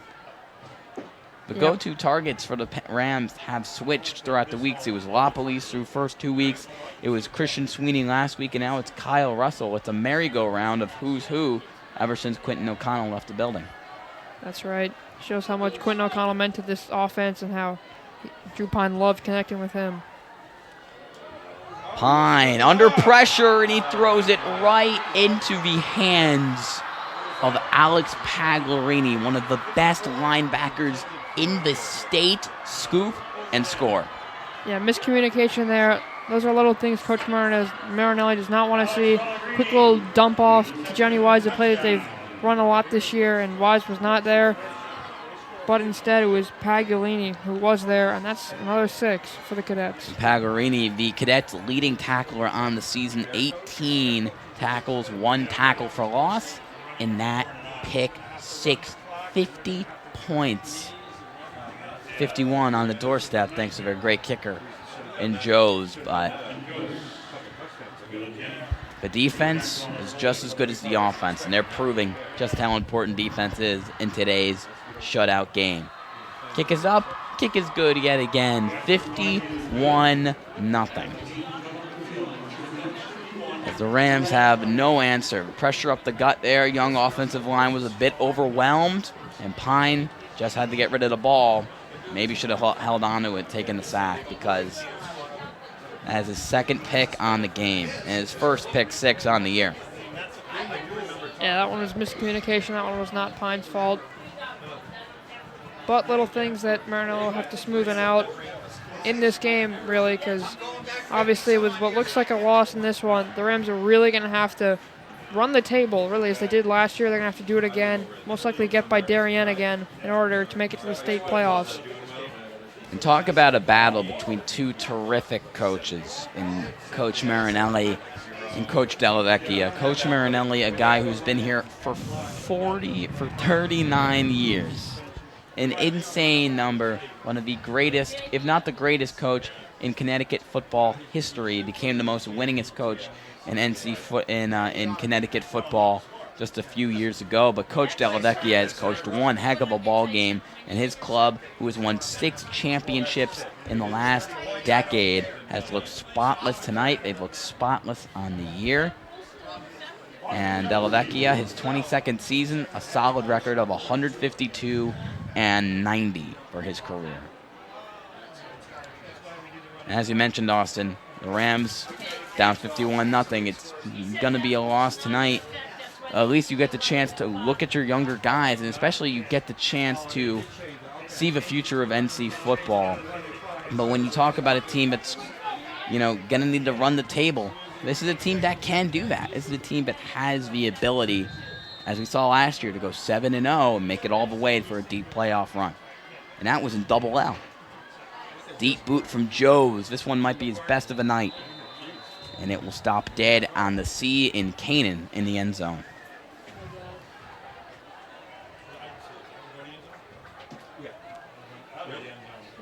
.419 left to go in half number 1.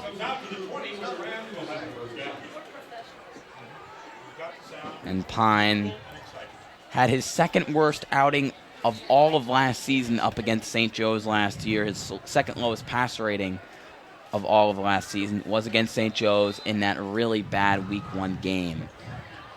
But at least they were able to move the ball in that one. It was a sloppy game on offense where they scored nothing, but they were able to move the chains in that one. Rams go 5 wide. Pine, overthrow. Looking for Christian Sweeney. Excuse me, that is not Christian Sweeney. That is number 89 for the Rams. Actually, that might be Chad Russo. They're going to sub Pine. I can't say anything right now, folks. They're going to sub Johnny Wise into the game. They're going to go out of that 5 wide look. And they're going to fake it to Wise. Quick catch outside the numbers. Picks up a little bit after contact to the 28-yard line. Sets him up with a second and short. It's Christian Sweeney again, hauling in all those targets right now. Yeah, as you mentioned, the carousel of the wide receivers, seeing who's who. It looked like last week Sweeney would be number 1. This week he's gotten more targets than LaPolice. But the Rams looking to see who's that number 3. Is it Kyle Russell? Would it be Walker? He's gotten several targets. We haven't seen a lot of him involved tonight, even though starting receivers and safeties. 3rd and short. Pine will connect with his man on the sideline. And it looks like they'll give it to him. It is Zach LaPolice on the quick catch. But there is a flag. Again, those 3rd downs you mentioned, Austin, where you look like you get it, and all of a sudden it goes right back. And that doesn't just affect the numbers, it affects the players. When 11 guys on the field work to get a first down and one guy makes a critical mistake, it sets the whole team back. Sets the whole offense back, rather.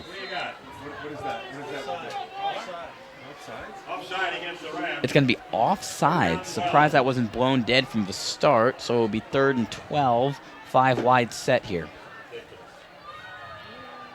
Pine under pressure. Breaks a sack. Rolling right. Just heaves it. What a catch from Kyle Russell. A 38-yard bomb to the senior wide receiver. To the 50-yard line. Finally, we see a little bit of spark in the Rams' offense. That's the Notre Dame quarterback I know of. Rolling out. What a great throw to Kyle Russell. Big gain. Rams are going to look to keep it up. Coach Delavecchia said you have to keep Pine contained. He must have said that at least 9 times. And there, he gets open. He gets loose, rather. And he makes a dime drop throw on the move. Pine under pressure there. Had to get rid of it. And it goes incomplete, hitting the turf.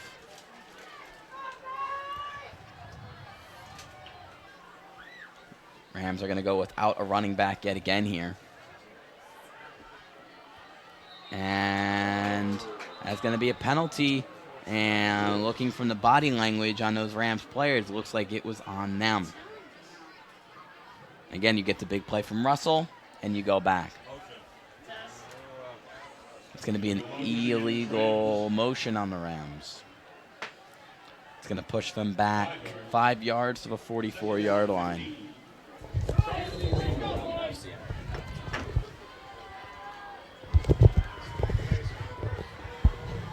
So 2nd and 15 thanks to the penalty.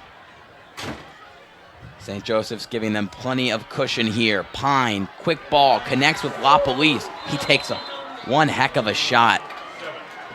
What a hit from Jack Coughlin. The sophomore making that really big play on varsity.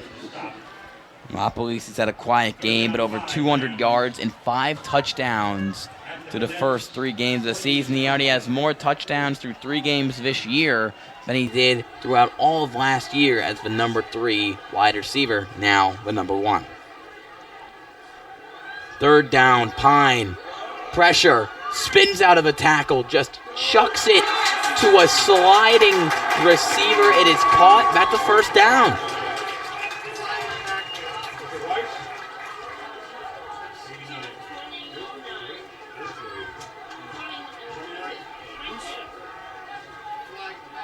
That is John Wise on the catch. Sorry, I was so confused on that one. It looks like Johnny put a long sleeve shirt on, or has he had that on all game and he's just lining up wide at wide receiver? Regardless, it's a terrific catch on not a terrific throw from Pine, a great adjustment midair, and it's actually a roughing the passer, so that's going to tack on an extra 15 yards thanks to the personal penalty. Personal flag, rather. Rams finally in Cadets territory. They can do what they do best. No Johnny Wise in the backfield, though, something we've seen when they're... And Pine connects with LaPolice inside the 10 to the 5.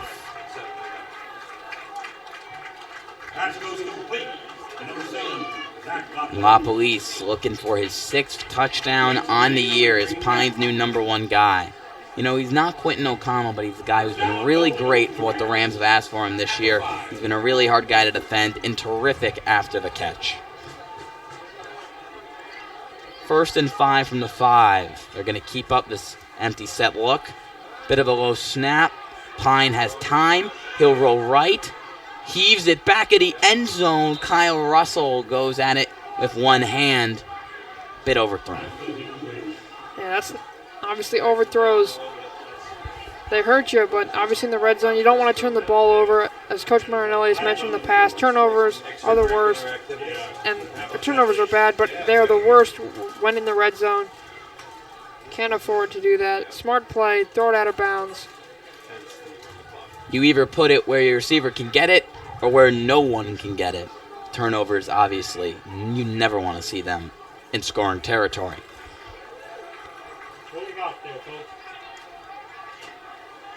And Rams make a quick substitution here. Morton.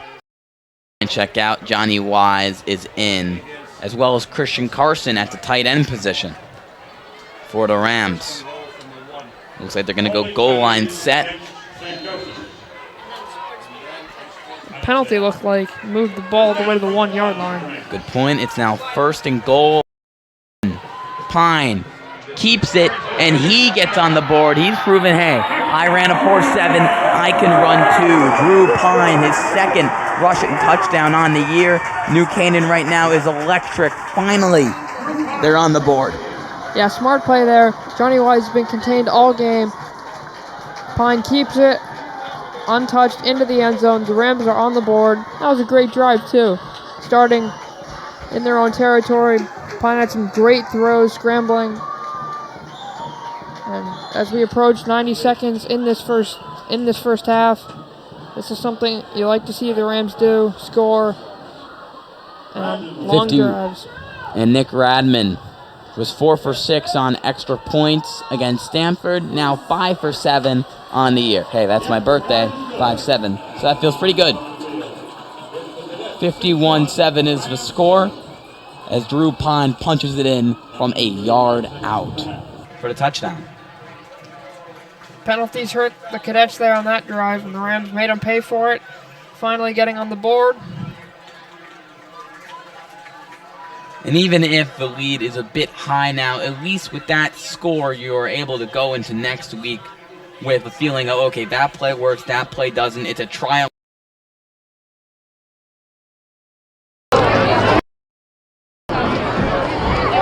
Oh, can you hear me?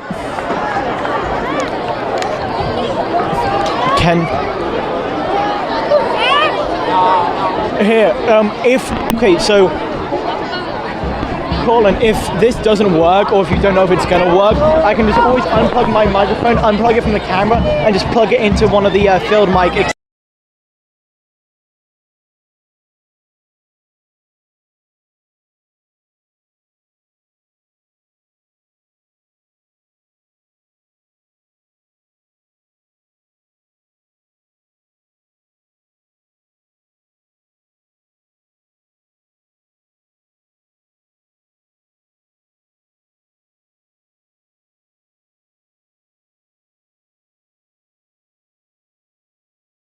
I'll shave 7 seconds off the clock.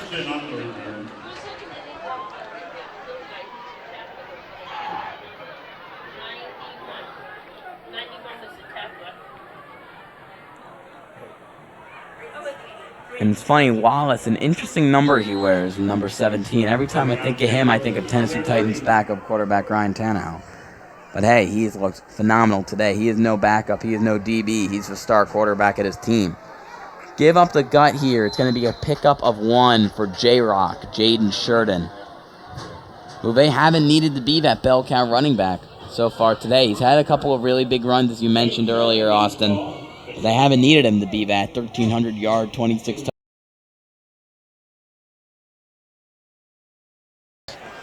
Yeah, that's the advantage of having a great running back and a great quarterback. The Rams have that too, but haven't been able to execute that. Haven't been able to use both of those guys, use Johnny Wise, and then have the pressure fall under Pine. As we've seen in these past few games in the first half, Pine definitely struggles, and that's why they went to Wise in that last game against Stanford. And it looks like they're going to get a flag on this one, a miscue yet again from the Cadets offense. It's going to push them back a few yards. And they will give them the false start here. You know, it's good that the St. Joseph defense has picked up the slack over these past few drives. The Cadets have had a couple of penalties. I mean, it hadn't slowed them down, obviously. But still, penalties to clean up, nonetheless. You know, it's interesting when you hear that the first time this Cadets team faced adversity was last week against Wilton when they were up 28-0, and then Wilton cut the lead to 28-14, and that's what adversity is for this team. Having a 14-point lead shows you just how dominating the St. Joseph Cadets are. And the clock will roll out in this one, and that will be the end of half number 1 here from Dunning Stadium in New Canaan, Connecticut. We did not expect this kind of game, but finally the Rams were able to get on the board at the end of the half, and it is 51-7. We'll see you guys at the start of the second, but before we go, we are actually going to try to get you an update on all the scores from around the FCAC and the rest of the games in the most competitive division in all of Connecticut. And here they are. Crosstown rival Darien is crushing Trumbull right now, 17-0 in the second quarter. Meanwhile, it's a really good game between Norwalk and Fairfield Ludlow, just 1 point separation, 14-13. Staples is beating the other Norwalk team, Brian McMahon, right now at the half, 14-0. And West Hill absolutely dominating the Hatters up in Danbury, score 28-0, also at the half. And again, the score from this one, 51-7 at half. It has been not expected, but the second-ranked team, they look like the second-best team in the state. We'll bring you more New Canaan St. Joe's action in the second.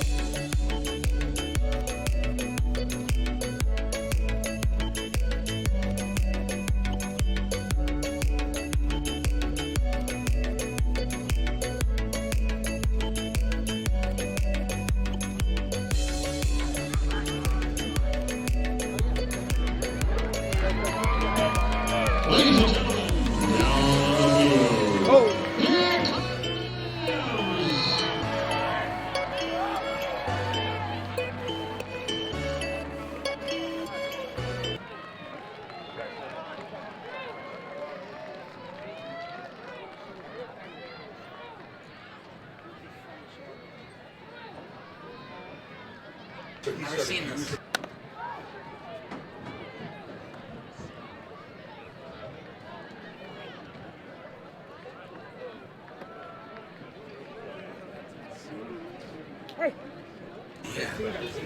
I don't know. Recorded. Cobra 2-point conversion. Shut him out. Overtime. Win.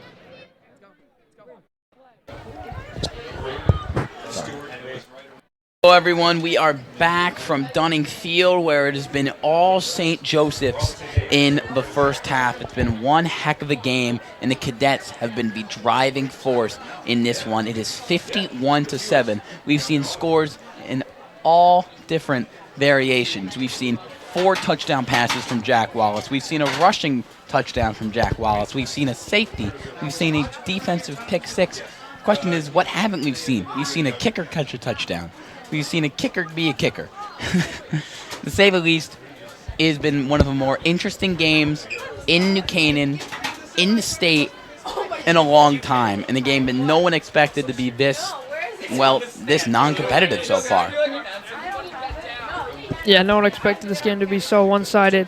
We knew both teams were good, but we really didn't. I guess we didn't know how good St. Joe's was. I guess just the seeding of the ranking of number 2 in the state doesn't really mean much. It looked like by far the top team, making the Rams look like just an average team.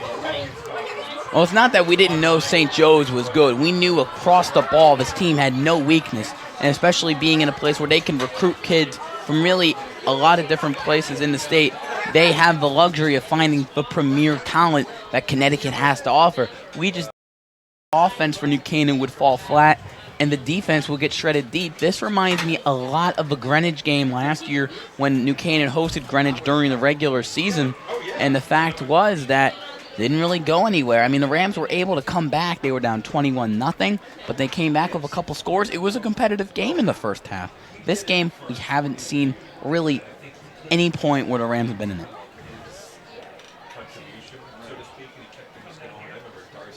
And roughly 10 seconds left to go before we send it back onto the field. But before we do, we're going to try to send you down to the sidelines with our field reporter Harvey Duplock in a moment to get a little bit of a vibe down there on the sidelines. I remember there was reunion talk and this kind of stuff going on, and then all of a sudden, wait, what? And for more on the situation down there on the sideline and the morale of this New Canaan roster, we're going to send it to our own field reporter and cameraman, Harvey Duplock. Harvey, what do you got for us?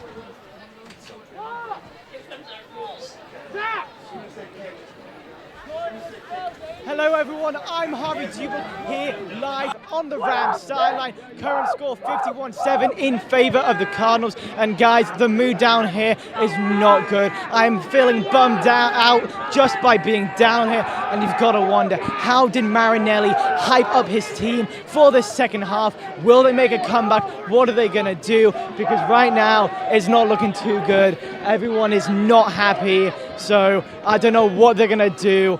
But we're gonna find out right now in a matter of a few seconds. So back to you guys, Ian and Platt. Thanks so much, Harvey, for that one. Obviously, a lot of tense faces. The morale couldn't be much lower for a team that had such high expectations heading into the year in the 4th and final year of Drew Pine. But still just 4 games into this one and still plenty of ball left to play in the second half, Austin. Yeah, there are plenty of things you can take away from the second half if the Rams do put some more points on the board. Maybe their defense solves the problems, puts the pieces to the puzzle together, and they slow down this St. Joe's offense, which might go with some backups here for the second half. And obviously, you never want to be down in this kind of situation, in this kind of primetime game, but kind of a cliche. You got to fall on your face a couple times in order to, know what losing is, and you want to know just how badly you want to win. So obviously you don't want to see this kind of game. This is a team last year that faced that early year adversity with a couple of puzzling losses, and then all of a sudden, second half of the year, they were unbeatable. Joe's to kick it again. He's been terrific on kickoffs tonight, and that's going to be yet another touchback. A couple people here in the box were talking about just how far back do you have to go in New Canaan history to see a game where it was this much of a dominating performance from the opposing side. And we haven't seen a game like this really since the 2000 state final, Class M final, Austin. You and I weren't even alive, but the people who were not in for a great one. Number 1 Bloomfield defeats the Rams in that state game 55-6. And how funny, I just remember it, St. Joe's was in Class M last year. You know what was the score of the state championship game last year in Class M? 70-18. St. Joe's set the record for the most points scored in a state championship game ever last year over Berlin. Pine, time, looking for La Police. He takes a shot at the end of that one. He's all right. Pine had the time there, but not a lot of window to make that grab.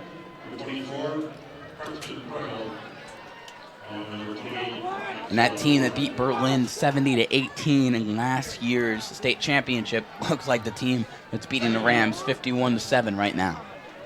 In the last drive, the Rams did score, and this drive, no Johnny Wise, no one in the backfield, so it looks like they're looking at Drew Pine. And the Yellow Laundry hits the turf again. It's going to be a false start on the Rams, and it's going to push them back 5 to the 15. And we saw them clean up the penalties last week. Even against Richfield, it wasn't the penalties that plagued this team. This is really the first game all year where we've seen that yellow flag fly far too often. Second down, 15. 2nd and 15. From the 15, Rams have to get to the 30 if they want a first. La Police in motion. And it's going to be the jet sweep to La Police. They run this play for him at least a couple times every week. He had a 75-yard touchdown off it in their Week 1 win against New London. He picks up 4 on that quick pass. Yeah, the Rams love that play. First time they've gone to it this game. First week, 75-yard touchdown by La Police. He looked like he had something. It looked like he actually ran into his own man to hinder a few more yards. Those are tough plays to set up, especially with a guy in motion. For the lineman, it's hard to time and get right. 3rd and 11 at the 19-yard line. Empty set again. Pine rolls right. Heavy pressure. He breaks a sack, takes a shot, and can't get it out to his man. Looking for La Police yet again. Pine takes the hit and can't come up big. Rams go 3 and out to start half number 2. Great play, though, from Pine to roll out, avoid the sack, and throw the ball out of bounds. As you mentioned, if you're not going to throw it to your guy, throw it to nobody. Don't risk the interception. But it will be St. Joe's getting the ball again. But on that play, he didn't really have a choice, Austin. I mean, he had to break a sack just to get that ball out. And he didn't really have the opportunity to put that ball where he wanted to. Radman on the boot yet again. This one is a beauty. It's going to be fair catch at the 41-yard line by Brady Hutchinson, who had a touchdown for the Cadets in half number 1, his 5th on the season.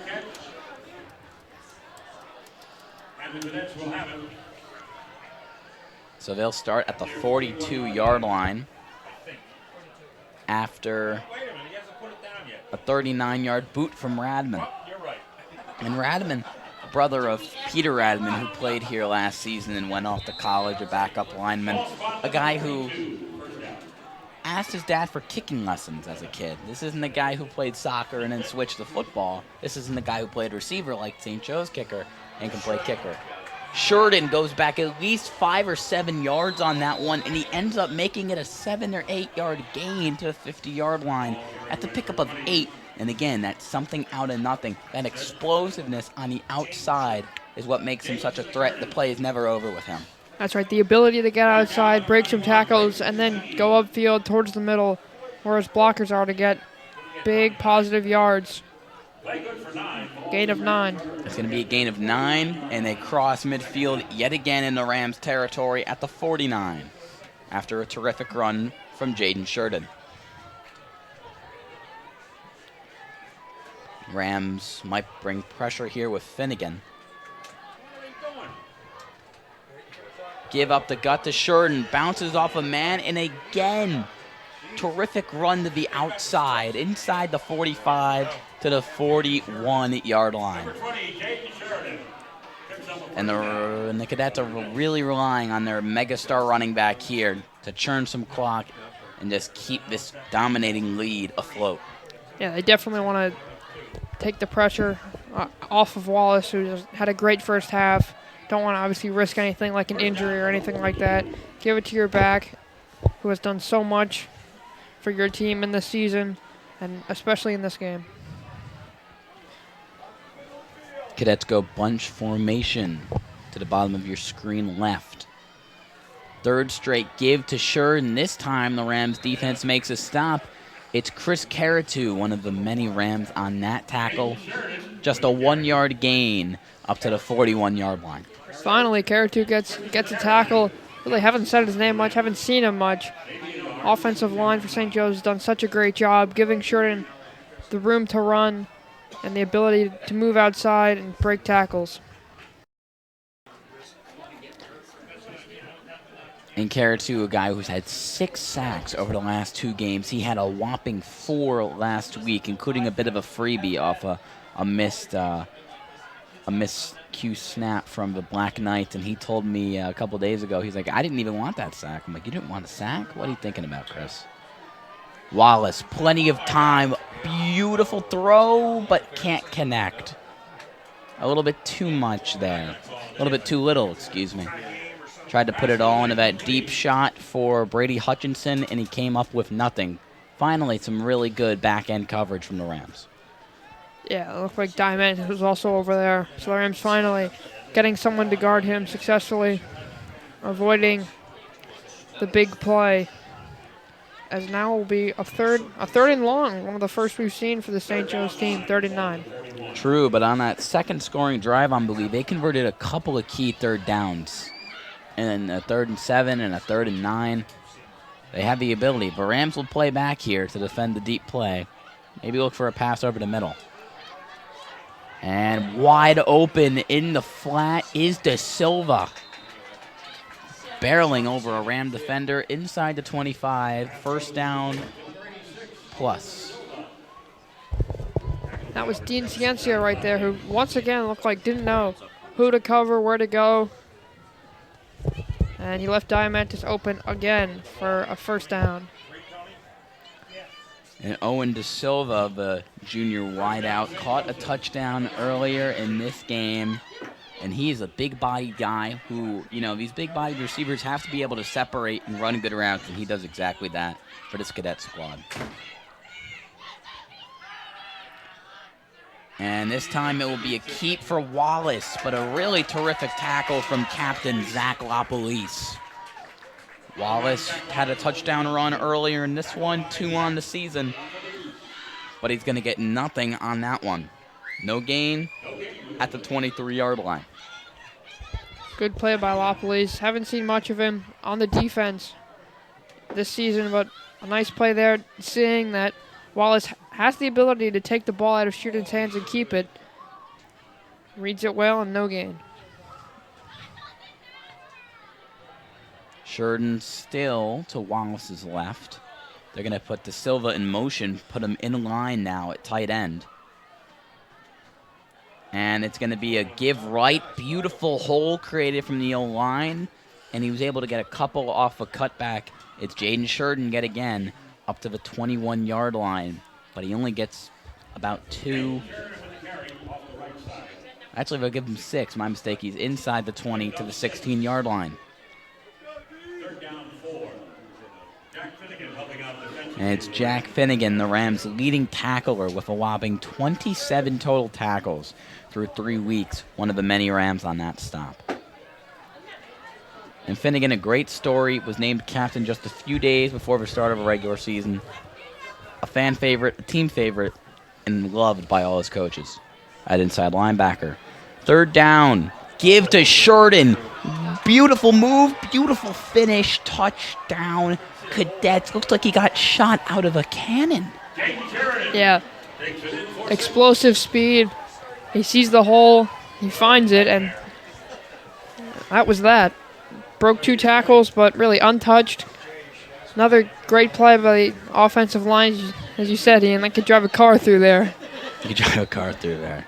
It wasn't even just that. He was lightning quick. I don't think I've seen really a running back in a while come out of the hole with that much acceleration. He can get from 0 to 100 with the best of them.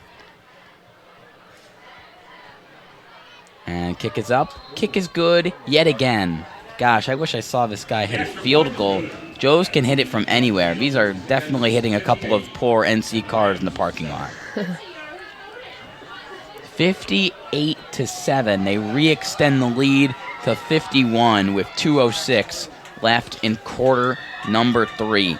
It's Jaden Sheridan, the superstar running back, who's had a pretty good game. Finally, he gets in on the fun and gets the touchdown. His 7th touchdown run on the season. Yeah, even when he doesn't score, he sets up the scores with his looseness and his speed. 1 to 100 like that. And apparently, from Coach Della Vecchia, we haven't even seen the best of what Sheridan can do. We saw that last year, but this year they haven't had to rely on him as much with the passing game truly being next level. But trust me, he can get it done. He can be the bell cow running back, and he's one of the best players in the state for a reason.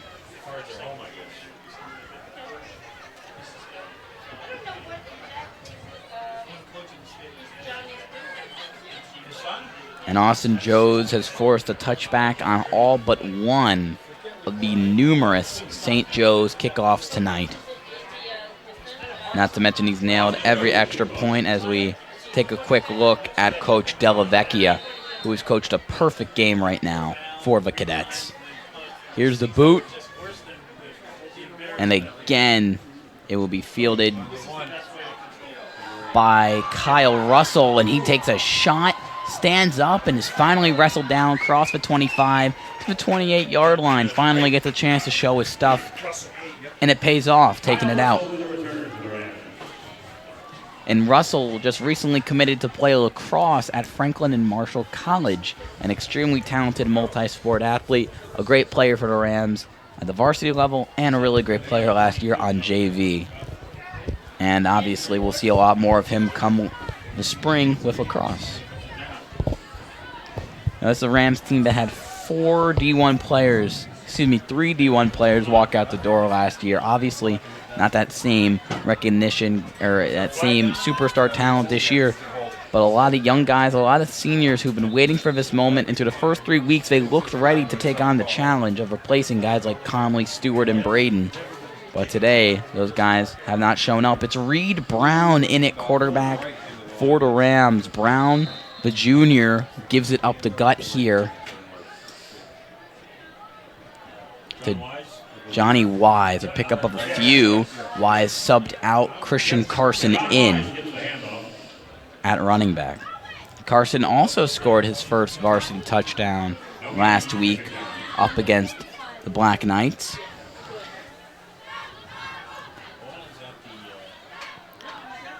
He's got 9 carries for 22 yards and that touchdown on the season. Brown, probably last play of the third quarter, most likely, and it is an incompletion out of bounds. Looking for Zach LaPolice. Yeah, we saw Reed Brown last week in the second half against Stanford, a blowout, but obviously went the other way for the Rams. As we go to the fourth, it is all Cadets.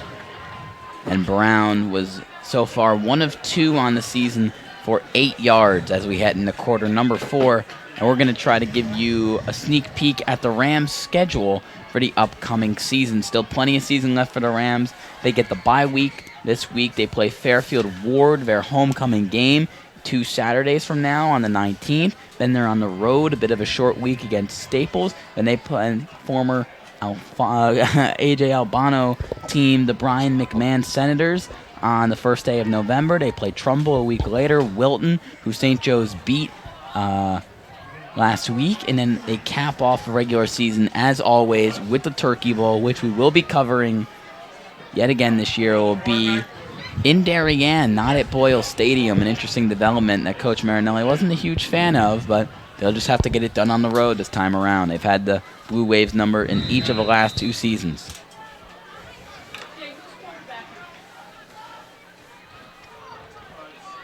And it's going to be 3rd and 10 here for a Rams offense that has struggled all night. Brown, great catch over the middle of the field. It's Zach LaPolice who takes a hit at the end of that one from Dennis Rotuno, the senior linebacker. And it's going to be just enough to move the chains. And the Rams offense has been absolutely outplayed tonight. LaPolice a little hobbled on that one. They're going to look to sub him out. He's disappointed. He wants to be in there. Everything to him is this football team. But this offense has really struggled all night. Just 157 total yards compared to St. Joe's 315 and 6 touchdowns. 7 touchdowns, excuse me. It's 1st and 10 after the LaPolice completion. It's an RPO and Pine Reed Brown overthrows him. Christian Sweeney, a big target, not an easy guy to miss, but that out route is a tricky one, and he couldn't nail it. Yeah, I won't be surprised if Brown looks at Sweeney a lot. Obviously, next year it's going to be presumably your quarterback and Reed Brown and Christian Sweeney. Your number 1 wide receiver. That's right. So definitely trying to establish things for the future for this program. And both guys who need the reps, especially Reed Brown, a guy who heading into this game has only thrown 13 career varsity passes. 2nd down. Reed takes a shot for Zach LaPolice in the bucket, breaking a tackle. Finally, a beautiful downfield play from the Rams, and it ends in a touchdown.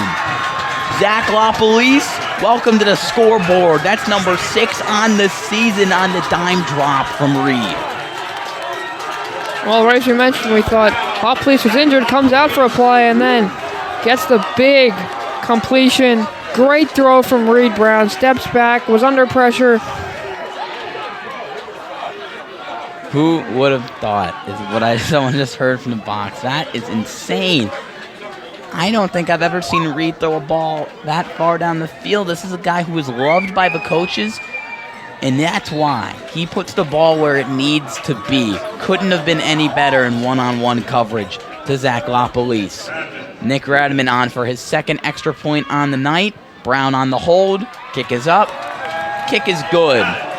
Score now 58-14. And that's good to see.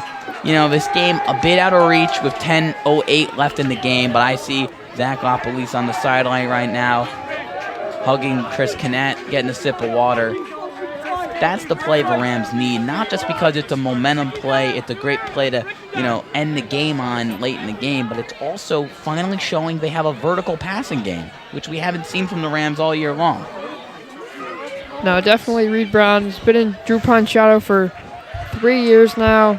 Hasn't gotten a chance to play. Only time he does play is in these blowouts, as you mentioned. 13 passes thrown on varsity coming into this game. And boy, what a throw that was. Right into the bucket with a man on him, too. LaPolice was not by himself. Not at all. He needed to put that ball right where he put it in order for that to be the big play completion. And then LaPolice, terrific after the catch. Underrated athlete.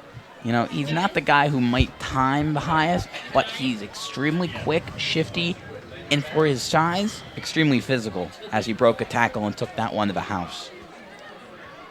And LaPolice with touchdown number 6 on the season, touchdown 10 of his varsity career, and Reed Brown's 2nd touchdown pass, as it's now the battle of the number 17s, Reed Brown versus Jack Wallace. 2 backups not playing like backups. Well, Wallace, a former backup last year, finally getting his chance to shine like Brown will next season. Stiff-arming his way out of bounds on that one is Diamantis. He gets out at roughly the 31-yard line. Just under 10 minutes left to go in this one.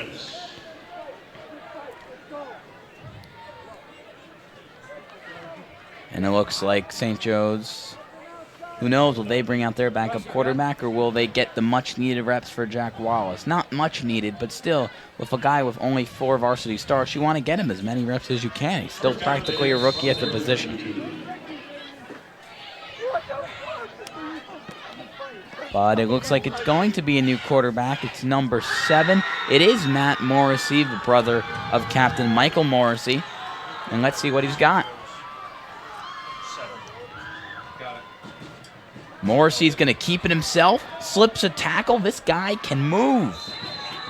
First down and more to the 42-yard line. Slipped an Alex Chur tackle to start the play.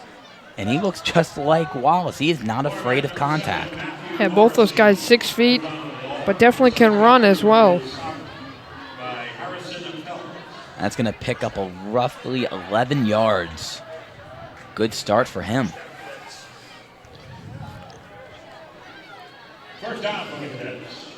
And Morrissey has gotten reps this year. He's completed 3 of 8 passes for 26 yards, a 47 QBR so far this year for the sophomore. Another shotgun look here. This time it's going to be a give up the gut. A pickup of roughly 3 for Tyler Tarosa, the 5'8" sophomore. And Jaden Sheridan's number 1 backup.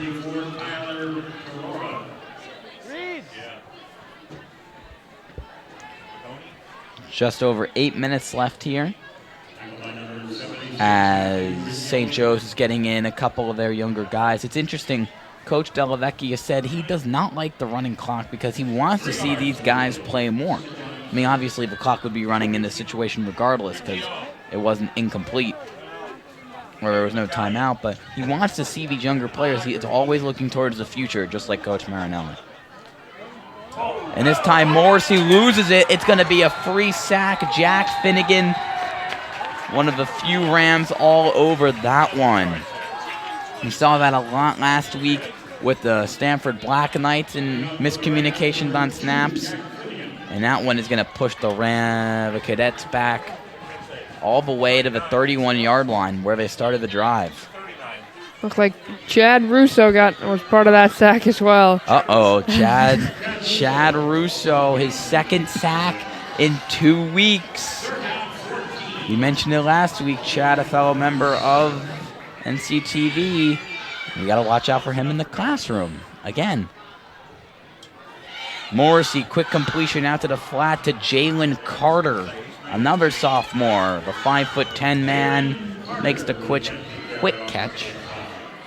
It's a pickup of about 3. It gets them back to the 41-yard line, and the Rams are going to make a substitution here on defense on 4th and 10. Actually, it's the punt unit that will come out for the Cadets. And the Rams defense finally gets a much-needed stop. I believe this is the first St. Joe's punt tonight.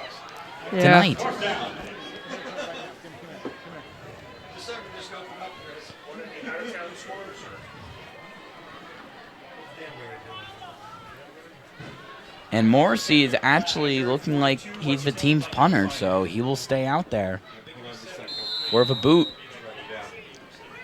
And that's going to be a penalty on the Cadets, probably a delay of game, as we'll see drive number 2 from Reed Brown and co. in just a moment. Drive number 1 couldn't go much better for Brown, as that deep completion to Zach Lopolice was the highlight of the night for this Rams team. Yeah, just as you mentioned, Coach Delavecchia doesn't like the running clock. I bet Coach Marinelli does not favor that either after what he saw from Reed Brown, a guy who's loved, watches a lot of film, and definitely has to have learned a lot from Drew Pine. Another big thing about Jack Wallace is Coach Delavecchia said he watches the most film out of anyone on the team. That's probably another big reason on why he was ready for his big moment this season.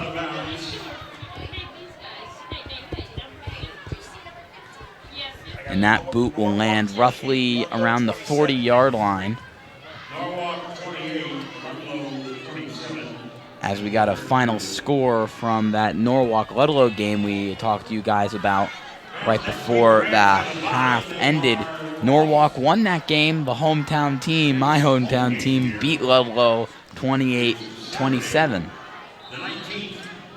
New Canaan beat Norwalk against last season at home in a really great game for the Rams against quarterback Kyle Gordon. RPO here, it's going to be a completion, first down and more. I believe that is Maddox Underwood on the catch, first down and more across midfield. And Underwood is a guy He was very talented at the youth level. He had a really great chemistry with quarterback Reed Brown in middle school. They're good friends, and Underwood started the year as the starting H in this offense. Brown looks right again, and it's a second straight completion inside the 40 to the 38-yard line. Quick substitution here. Christian Carson checks into the game for running back Hayden Shin. Shin just checked off the field. His brother, Owen, is top 20 all-time in rushing yards here at New Canaan with over 900 yards back in 2017. He now plays lacrosse at Wesleyan. 2nd and 3. It's a give up the gut to Christian Carson. Carson looks like he was just short of a first down. It'll probably be a gain of 2 for the junior running back. Yeah, you mentioned it that the backups are coming in and out. And looking at the future, obviously you have Johnny Wise, but now obviously with Sweeney out the wide receiver, who's going to be number 2? Rams have switched out with Shin and Carson, and even sophomore Connor Bailey's gotten a couple nice handoffs. Just over 3 minutes left to go in this Friday night game. Play fake here. Brown, a little pressure in his face, looking for Underwood for the second time on this drive, and it was at his feet, incomplete. And as you mentioned, we're going to check Carson out and Shin in. Shin's a shiftier guy with a solid set of hands, so he might be the guy they lean towards in third down situations.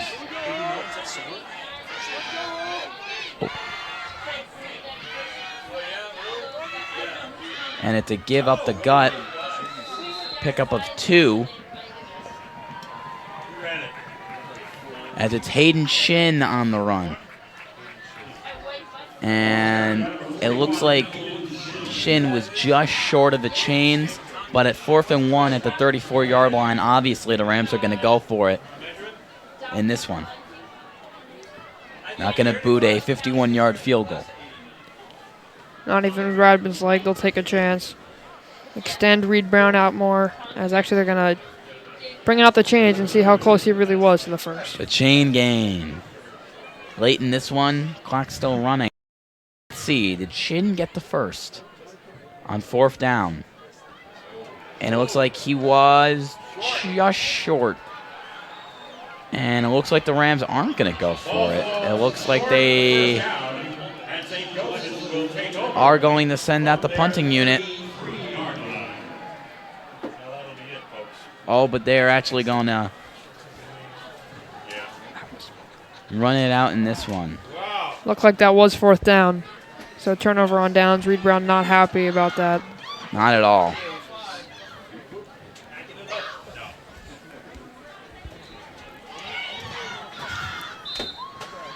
So that is a turnover on down. Shin could not convert on a critical 4th and 1. And quarterback Matt Morrissey and crew will just kneel this one out, getting the good old victory formation, as St. Joseph's could not be prouder right now. In a game that no one expected to be this out of reach, a battle between 2 of the best teams Connecticut has had to offer over the past few seasons.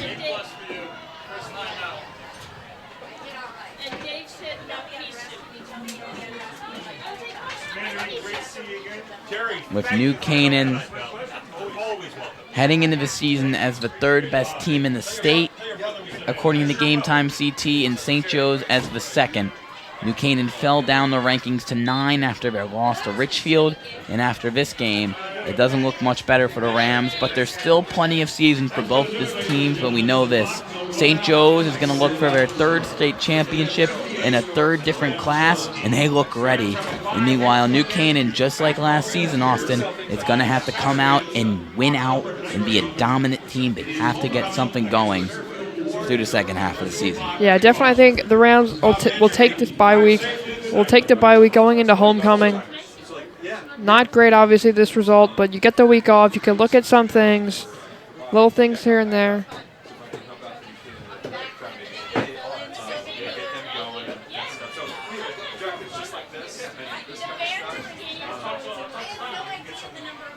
So it's going to be very interesting, as you mentioned, Austin, to see how they use this much-needed bye week and how the coaches, who are some of the best in the state, How are they going to adjust? How are they going to tweak that secondary, the slow offense? They have a lot to work on, but they luckily have an extra week before they play Fairfield Ward on the 19th. Yeah, it'll definitely the Rams will definitely take this bye week. They'll have to look over some things.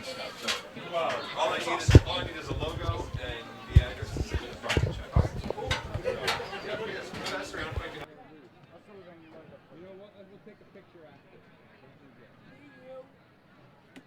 Hunter, Ned,